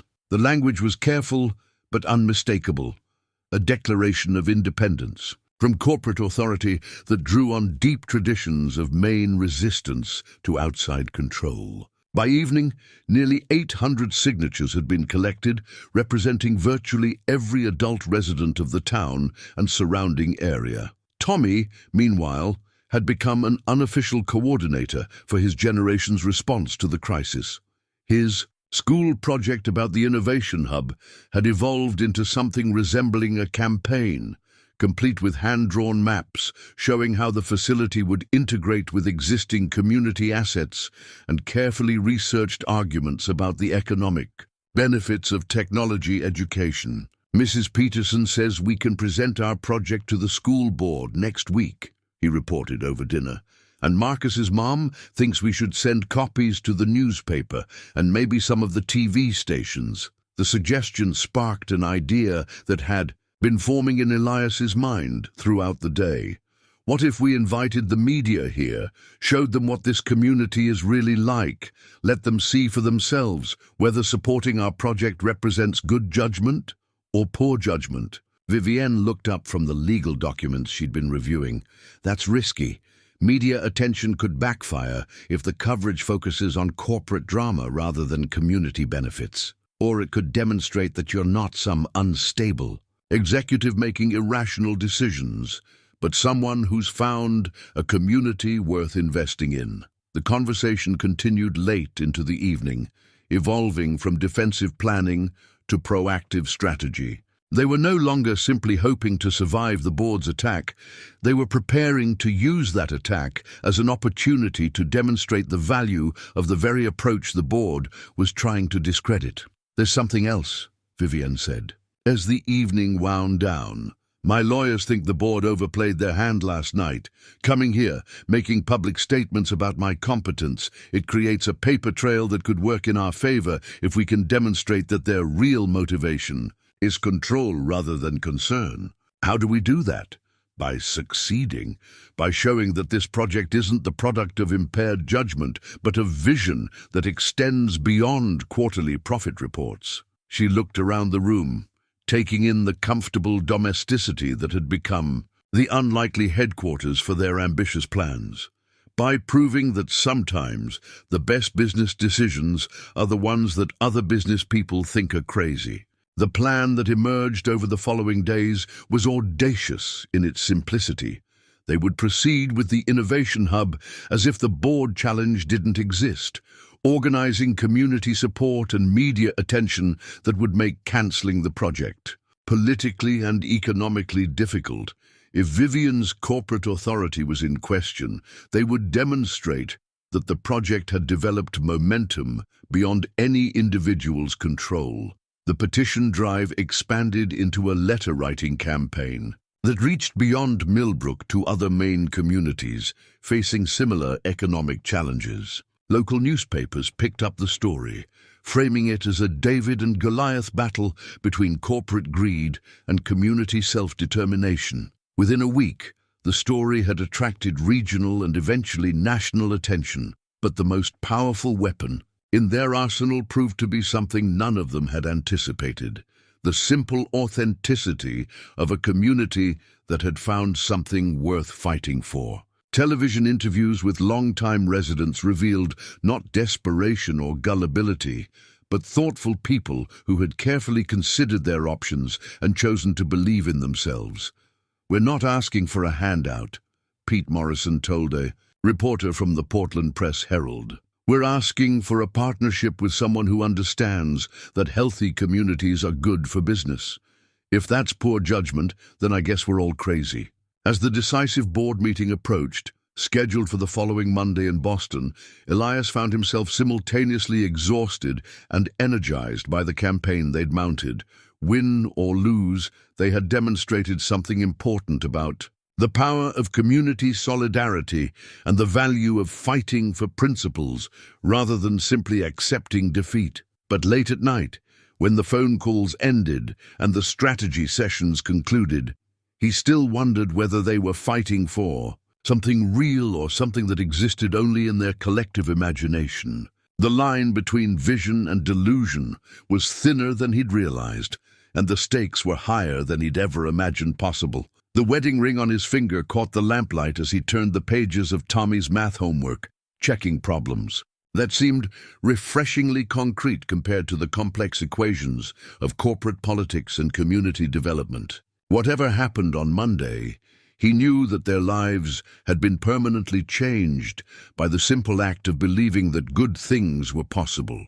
Now they would discover whether that belief was justified or whether it would join the long list of main dreams that had foundered on the rocks of economic reality. The Aldridge Technologies headquarters occupied 37 floors of a glass tower in Boston's financial district, its sleek facade reflecting the harbor where cargo ships moved with the same purposeful efficiency that had once characterized Milbrook's fishing fleet.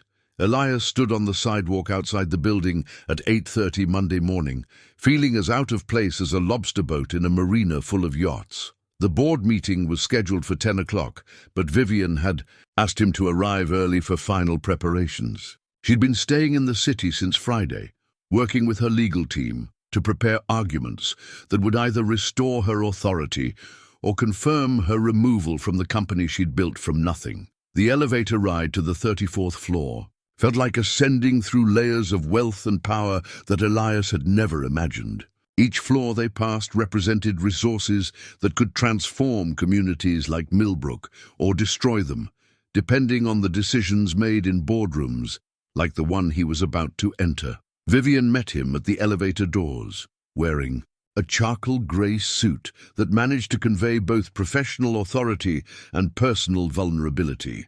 Her hair was pulled back in a style that suggested confidence, but Elias could see the tension in her shoulders and the carefully controlled worry in her eyes. "How are you feeling?" she asked as they walked toward the conference room. "Like I'm about to perform surgery with a wrench," Elias admitted. "How are you feeling?" "Like I'm about to find out whether the last 10 years of my life have been building something real or just an expensive illusion." The conference room was intimidating in its understated elegance. Floor-to-ceiling windows overlooking Boston Harbor, a mahogany table that could seat 20 people, leather chairs that probably cost more than most people's monthly salary. But what struck Elias most forcefully was the emotional coldness of the space, the complete absence of anything that suggested human warmth or community connection. Richard Thornfield was already present, flanked by 2 other board members and a small army of lawyers and consultants. He nodded coldly to Vivian, but ignored Elias entirely, a dismissal that felt both deliberate and revealing. "Ms. Aldridge," Thornfield began as soon as they were seated, "I trust you've used the weekend to reconsider your position regarding the board's concerns." "I've used the weekend to gather additional support for the Milbrook project," Vivian replied evenly, "which I believe addresses those concerns quite effectively." She gestured to Elias, who stood and approached the presentation area with the careful movements of someone who had never addressed a corporate board, but understood the importance of appearing confident despite his inexperience. "Gentlemen," he began, his voice carrying the same steady authority he used when explaining complex mechanical problems to customers. "My name is Elias Rayner, and I'm here representing the Milbrook community in support of Ms. Aldridge's Innovation Hub proposal." The presentation he'd prepared was deliberately simple, focusing on concrete benefits rather than abstract business theory. He spoke about unemployment rates and population decline, about young people leaving for opportunities elsewhere, about the slow death of communities that had once thrived on industries that no longer existed. "This isn't about charity," he continued, clicking through slides that showed demographic data and economic projections. "It's about recognizing that sustainable business success requires healthy communities, and healthy communities require investment in people and infrastructure." He could see skepticism in the board members' faces, the polite dismissiveness of people who were accustomed to reducing complex social problems to simplified financial equations. But he pressed on, drawing on every conversation he'd had with neighbors and every observation he'd made about what made communities thrive or fail. "Ms. Aldridge isn't making an emotional decision based on gratitude," he said, reaching the core of his argument. "She's making a strategic decision based on understanding something that many business leaders miss, that long-term profitability requires investment in the social and economic infrastructure that makes business possible." The room was quiet. When he finished, the kind of silence that could indicate either thoughtful consideration or polite preparation for dismissal. Thornfield consulted his notes before responding, his tone suggesting barely controlled impatience. "Mr. Rayner, we appreciate your community's enthusiasm, but business decisions can't be made based on good intentions and local support. They require rigorous analysis of risk, return on investment, and strategic alignment with corporate objectives." "I understand that," Elias replied, "which is why I'd like to share some additional information about our community's response to this project." He reached into his briefcase and withdrew the petition that had been circulating through Milbrook, now containing over 800 signatures. But more importantly, he pulled out a folder containing letters of support from regional businesses, economic development agencies, and community organizations throughout coastal Maine. "This isn't just about one town or one project," he explained, distributing copies around the table. "It's about a model for community development that other organizations are already interested in replicating. The Maine Department of Economic Development has indicated they would fast-track permitting for similar projects. The University of Maine wants to establish a research partnership. 3 other coastal communities have requested feasibility studies for their own innovation hubs."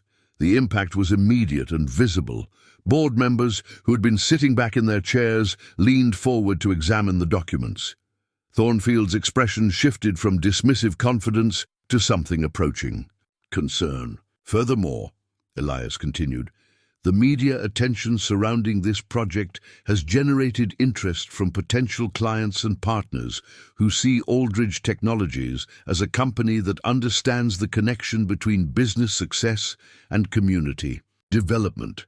That's not poor judgment, that's market positioning that your competitors would love to achieve." Vivienne had been watching the board members' reactions with the keen attention of someone who had spent years reading corporate body language. Now she stood and moved to the presentation area, her confidence visibly returning as she recognized the shift in the room's dynamics. "The Milbrook project represents exactly the kind of innovation that has driven this company's success from the beginning," she said, her voice carrying the authority that had built a $2 billion enterprise. "We've always succeeded by identifying opportunities that others overlooked, by understanding that the best investments are often the ones that seem unconventional at first glance." She clicked to a new slide showing financial projections that extended far beyond the initial Milbrook investment. "This isn't just about one community development project. It's about establishing Aldridge Technologies as the leader in sustainable community business partnerships, a market that's projected to grow by 40% over the next 5 years. The transformation was remarkable. Arguments that had seemed emotional and impractical when framed as charity began to look visionary and profitable when presented as business strategy. The same facts, viewed through a different lens, told a completely different story about judgment and competence. But just as the momentum seemed to be shifting in their favor, Tommy's voice echoed from the conference room's speaker system. "Ms. Aldridge, this is Tommy Rayner calling from Milbrook Elementary School." The interruption was so unexpected that everyone in the room froze. Somehow, Tommy had managed to conference call into the board meeting, his 12-year-old voice carrying clearly through the sophisticated audio system. "Tommy," Vivian said, her surprise evident. "How did you, Mrs. Peterson, help me figure out the conference call number from your business card? I hope it's okay, but I wanted to tell the board members something important about our project." Thornfield was already reaching for the phone to disconnect the call, but several other board members gestured for him to wait. There was something compelling about the unexpected intervention, a human element that cut through the corporate formality that had dominated the morning. "Go ahead, Tommy," Vivian said, settling back in her chair with an expression that mixed amusement with genuine curiosity about what her youngest advocate might say. "I made a map," Tommy announced, his voice carrying the earnest enthusiasm that characterized his approach to school projects. "It shows how the innovation hub connects to everything else in our town: the harbor, the school, the library, the places where people work and live." The conference room's large screen flickered to life, displaying what appeared to be a child's hand-drawn map, colored with crayons and markers. But despite its amateur execution, the drawing revealed a sophisticated understanding of community planning and economic development. "See, the Innovation Hub isn't separate from our town," Tommy continued, his explanation accompanied by what sounded like pointing at his original map. "It's part of everything we already have. The boat builders can use the new equipment to make better boats. The kids can learn about computers and engineering. The grown-ups who lost their jobs can learn new skills." The simplicity of the presentation was disarming. After hours of corporate jargon and financial projections, Tommy's straightforward explanation of community benefits cut directly to the heart of what the project was designed to accomplish. "My dad says that good businesses help the places where they operate," Tommy concluded, "and Miss Aldridge wants to help our place. That doesn't sound like poor judgment to me. That sounds like the kind of person you'd want running your company." The silence that followed Tommy's presentation was profound, broken only by the soft hum of the building's ventilation system and the distant sound of harbor traffic 34 floors below. Board members who had been preparing to vote for Vivian's removal were now studying a 12-year-old's crayon map with the intensity of people encountering an unexpected truth. "Thank you, Tommy," Vivian said finally, her voice thick with emotion. "That was exactly what we needed to hear." As the call ended, Elias looked around the conference room and saw something he hadn't expected: doubt in the faces of people who had seemed absolutely certain of their position just minutes earlier. Tommy's intervention had accomplished what hours of professional presentation couldn't achieve. It had reminded everyone present that business decisions affected real people in real communities, and that sometimes the simplest explanations were the most compelling. The momentum had shifted again, but the final outcome remained uncertain.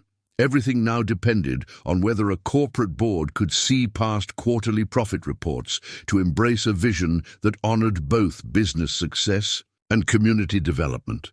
The board's deliberation lasted 47 minutes, though to Elias it felt like hours.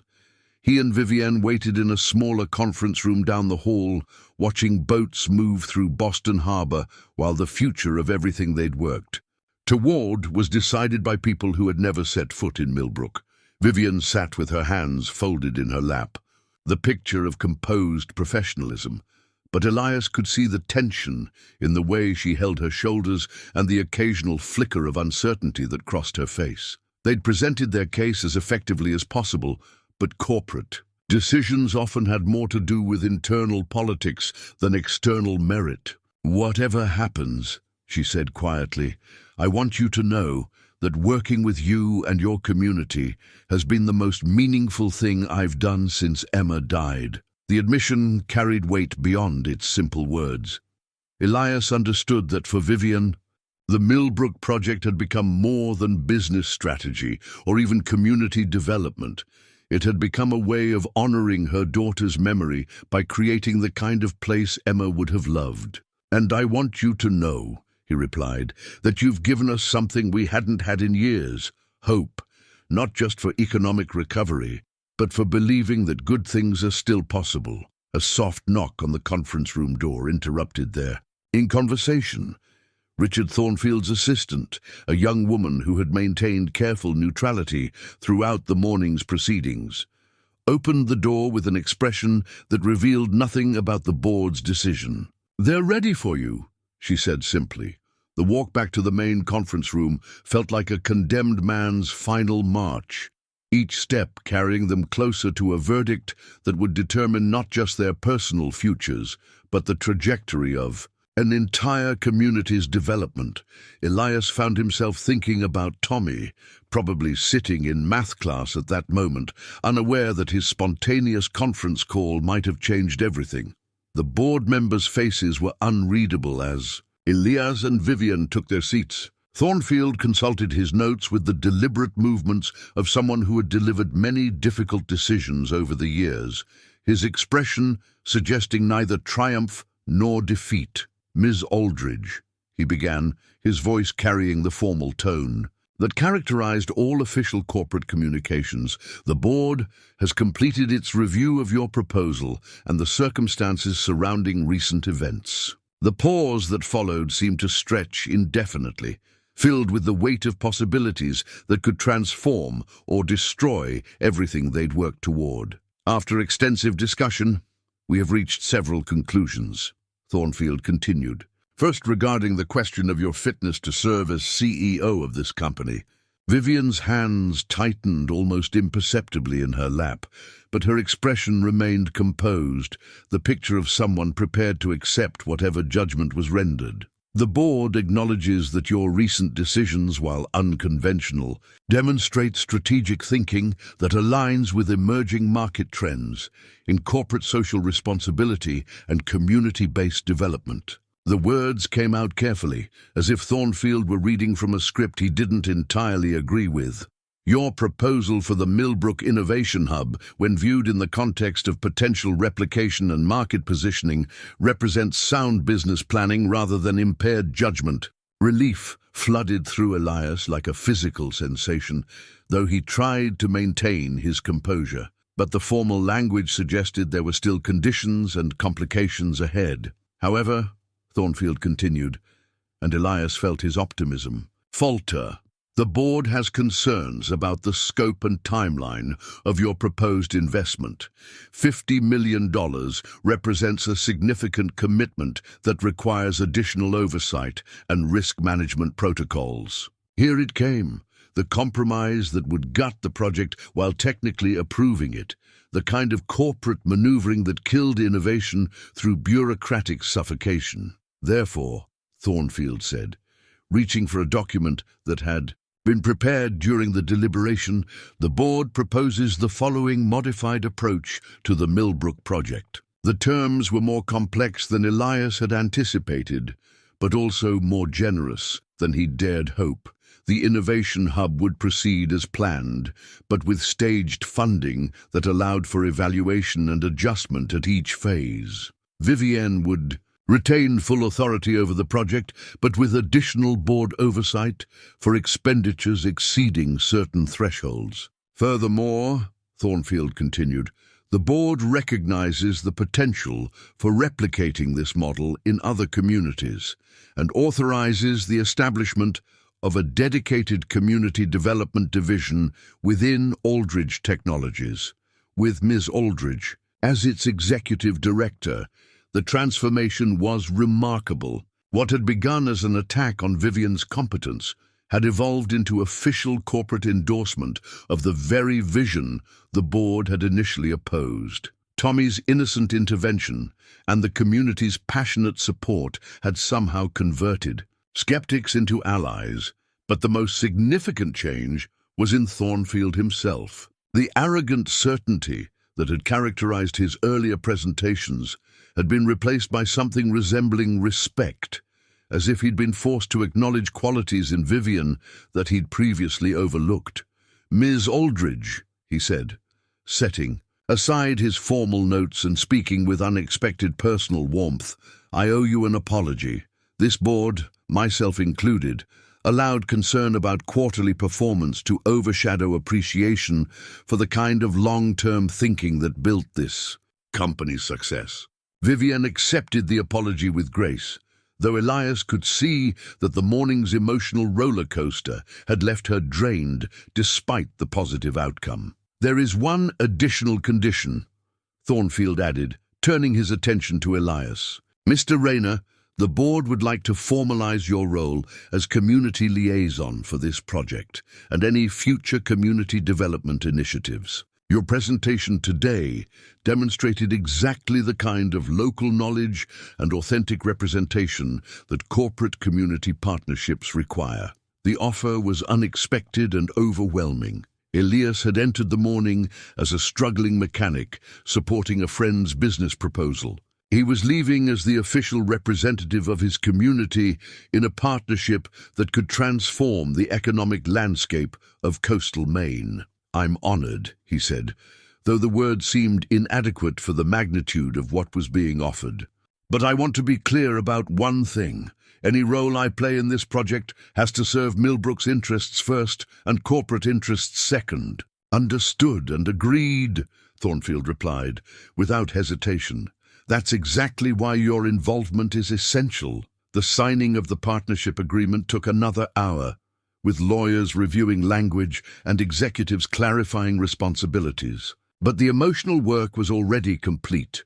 The transformation of adversaries into allies, the conversion of skepticism into support, the evolution of a rescue into a partnership. As they prepared to leave the building, Vivian paused at the elevator bank and looked back at the conference room where their future had been decided. "Emma would have loved this," she said quietly. "She always believed that grown-ups could work together to make things better if they just tried hard enough." The elevator ride down felt completely different from the morning's ascent. Instead of climbing toward judgment, they were descending toward implementation, carrying with them not just approval but enthusiasm for a project that had grown beyond their original vision. Outside on the sidewalk, Boston's financial district hummed with its usual energy, but Elias saw it differently. Now, the towers that had seemed intimidating that morning now looked like what they actually were, places where people made decisions that affected other people, where human judgment and corporate responsibility intersected in ways that could create enormous positive change. His phone buzzed with a text from Tommy. "Dad, did we win?" The question made him smile. Yes, they had won, but in ways none of them had anticipated.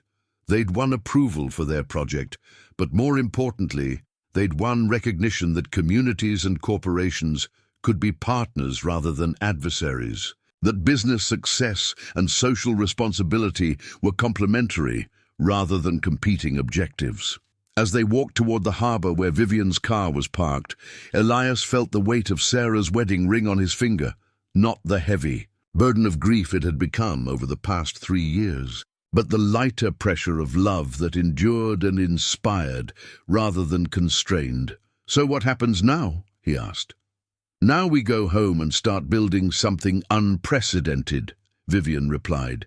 "Now we prove that this morning's vote was the beginning of something important rather than the end of something difficult."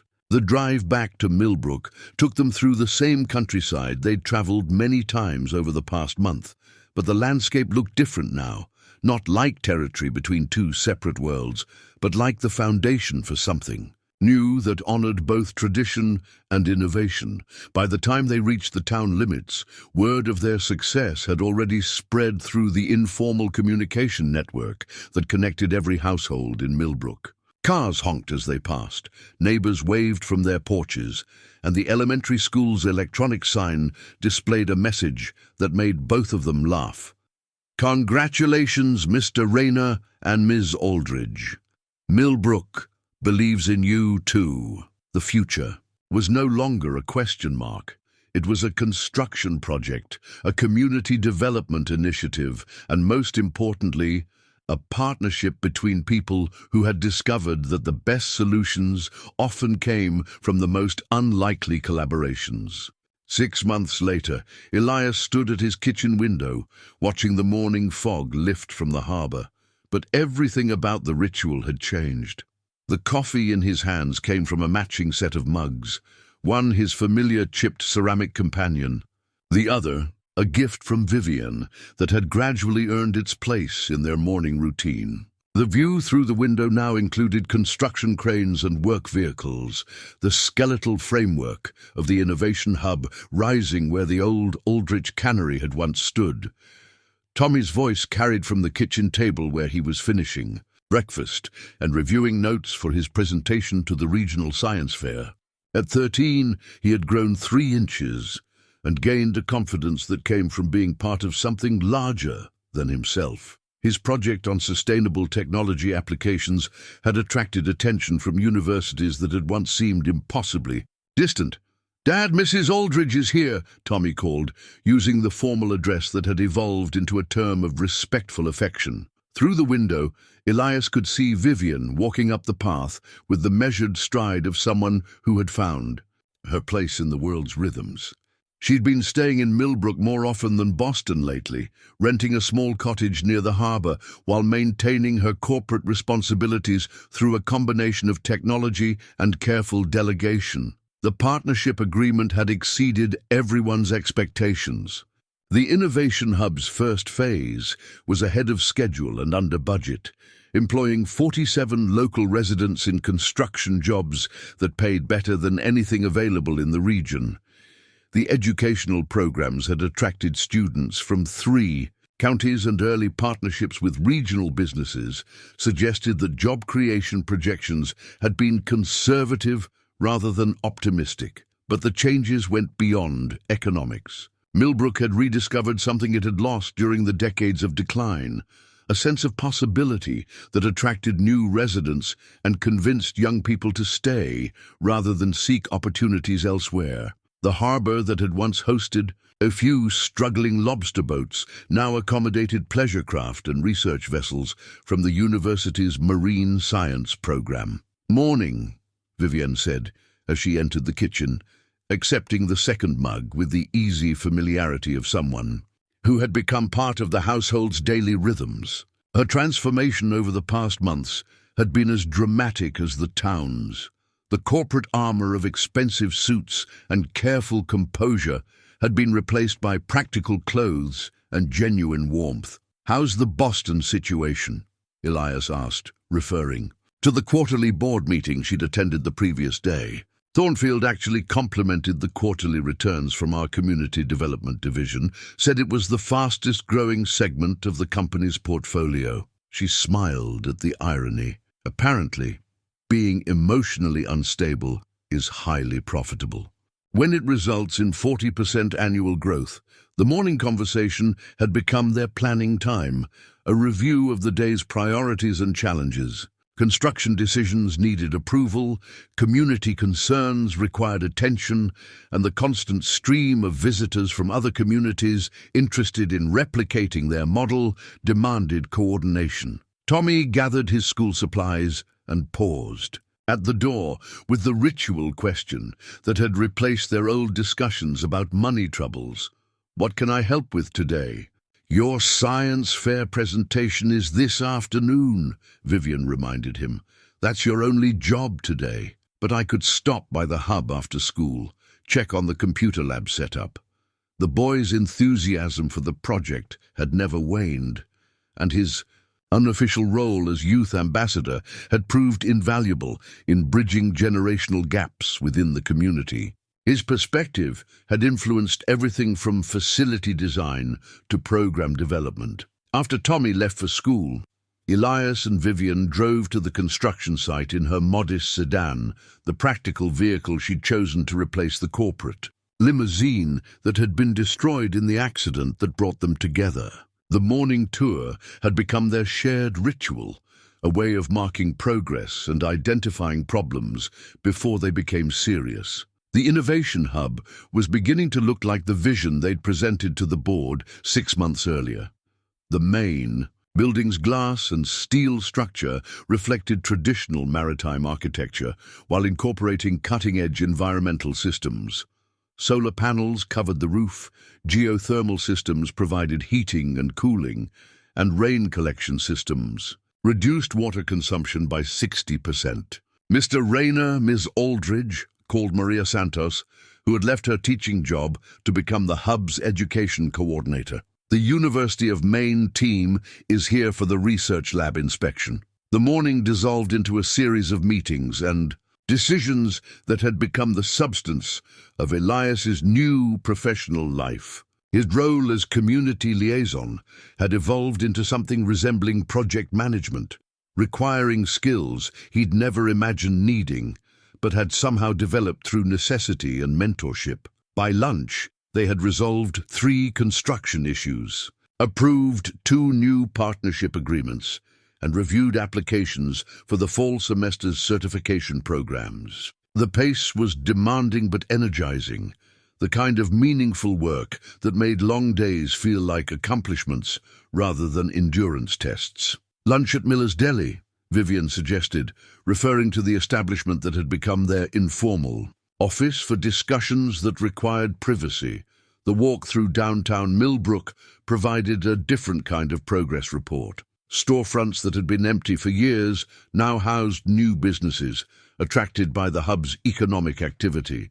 The hardware store had expanded, the bookshop had reopened, and 3 new restaurants served the construction workers and visiting professionals who were becoming part of the town's daily life. At Miller's Deli, they found their usual corner table, occupied by Pete Morrison and Harold Fisher, who were engaged in animated discussion about lobster boat modifications that could incorporate hybrid propulsion systems. The conversation was typical of the innovative thinking that had begun to characterize Milbrook's approach to traditional industries. "How's the boat project progressing?" Elias asked as they joined the conversation. "Better than expected," Pete replied. "Turns out combining old knowledge with new technology isn't as difficult as we thought. The university's marine engineering students have some interesting ideas about efficiency improvements." The collaboration between traditional industries and technological innovation had emerged as one of the hub's most successful initiatives, creating hybrid approaches that honored historical knowledge while embracing beneficial changes. After lunch, they returned to the hub for the afternoon's scheduled community meeting, a weekly gathering that had replaced the monthly town meetings as the primary forum for local decision-making. The sessions were well attended and surprisingly efficient, possibly because people felt genuinely invested in outcomes rather than simply enduring bureaucratic procedures. "First item," Mrs. Whitman announced from her position as volunteer coordinator, "housing for the new families moving to town. We have 17 inquiries about rentals and only 3 available properties. The housing shortage was a good problem to have, but still a problem that required creative solutions. Discussion ranged from zoning modifications to encourage new construction to partnerships with regional developers who understood the community's vision. Second item," she continued, "the Regional Education Consortium wants to establish a satellite campus here. They're offering programs in marine biology, sustainable technology, and small business management. The proposal represented validation of their model's success, but also raised questions about maintaining community character while accommodating growth. The debate was thoughtful and respectful, reflecting the trust that had developed through months of collaborative decision-making. As the meeting concluded, Elias reflected on how dramatically these gatherings differed from the contentious town. Meetings of earlier years. Success had bred cooperation, and cooperation had bred more success, creating a positive feedback loop that seemed to strengthen with each passing month. Evening brought Tommy's science fair presentation, held in the high school gymnasium, where the community meeting had taken place 6 months earlier. The irony wasn't lost on anyone. The same space that had witnessed corporate confrontation now celebrated student achievement and community pride. Tommy's project had evolved into a comprehensive study of renewable energy applications for coastal communities, incorporating data from the Innovation Hub's environmental systems and projections for regional implementation. His presentation was confident and well-researched, drawing on knowledge he'd gained through daily exposure to cutting-edge technology and expert mentorship. In conclusion, he said, addressing an audience that included university professors and regional officials alongside proud neighbors, sustainable technology isn't just about protecting the environment. It's about creating economic opportunities that help communities thrive while preserving what makes them special. The applause was enthusiastic and sustained, recognition not just of Tommy's individual achievement, but of the collaborative effort that had made such opportunities possible. Watching his son accept congratulations from professors who were already discussing scholarship possibilities, Elias felt the profound satisfaction of seeing dreams transformed into reality. Later that evening, as the excitement of the science fair wound down, Elias and Vivienne found themselves alone on the harbour, pier where he'd brought Sarah years earlier. The same bench, the same view, but everything else had changed in ways that honoured the past while embracing the future. Regrets? Vivienne asked, the question covering territory they'd discussed many times over the past months. About the project? None. About anything else? He paused, considering the complex emotions that had accompanied their partnership's evolution into something deeper. Sarah would have liked you. She would have approved of what we've built together. The admission represented months of internal struggle over the guilt of moving beyond grief, of allowing new relationships to develop without feeling disloyal to sacred memories. The wedding ring still graced his finger, but its weight had changed, from burden to blessing, from constraint to connection. And Emma would have loved Tommy, Vivienne replied. She would have been proud to see young people like him having opportunities to stay in communities they love. They sat in comfortable silence, watching lights begin to twinkle across the harbour as fishing boats prepared for dawn departures and pleasure craft settled into evening moorings. The scene looked prosperous and peaceful, a community that had found sustainable ways to honour its heritage while adapting to changing economic realities. What's next? Elias asked, the question covering both immediate plans and long-term dreams. Next, we prove that this model can work anywhere communities are willing to believe in themselves, Vivienne said.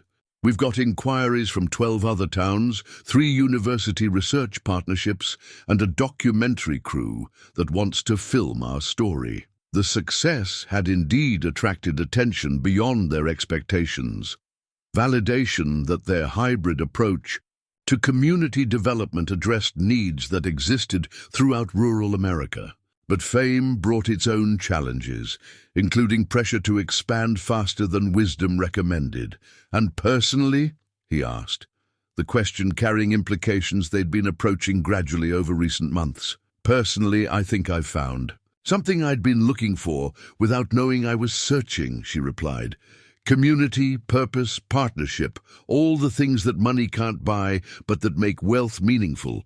The conversation continued as they walked back through town, past the construction site where security lights illuminated the Innovation Hub's emerging structure, past the elementary school where Tommy had learned to dream big, past the Methodist church where Sarah's memory was honored and cherished. At Elias's front door, They paused in the pool of light from the porch lamp, two people who had discovered that the best partnerships often emerged from the most unexpected circumstances. "Same. Time tomorrow?" Vivian asked, referring to their morning ritual of coffee and planning. "Wouldn't miss it," Elias replied, understanding that the question covered much more than business schedules. Inside the house, he found Tommy asleep over his homework, exhausted by the day's excitement, but wearing the satisfied expression of someone who had exceeded his own expectations. Elias covered his son with a blanket and turned off the desk lamp, leaving only the gentle glow from the kitchen, where Sarah's mug waited beside its newer companion. The morning ritual would continue, but with the quiet addition of hope to its familiar comfort. Tomorrow would bring new challenges and opportunities, but also the confidence that came from building something meaningful in partnership with people who shared common values and complementary strengths. Outside, Milbrook settled into its nightly rhythms, a community that had learned to believe in itself again through the simple act of helping others do the same. The harbour reflected stars and streetlights in equal measure, ancient light and human illumination combining to guide the way forward into whatever possibilities tomorrow might bring.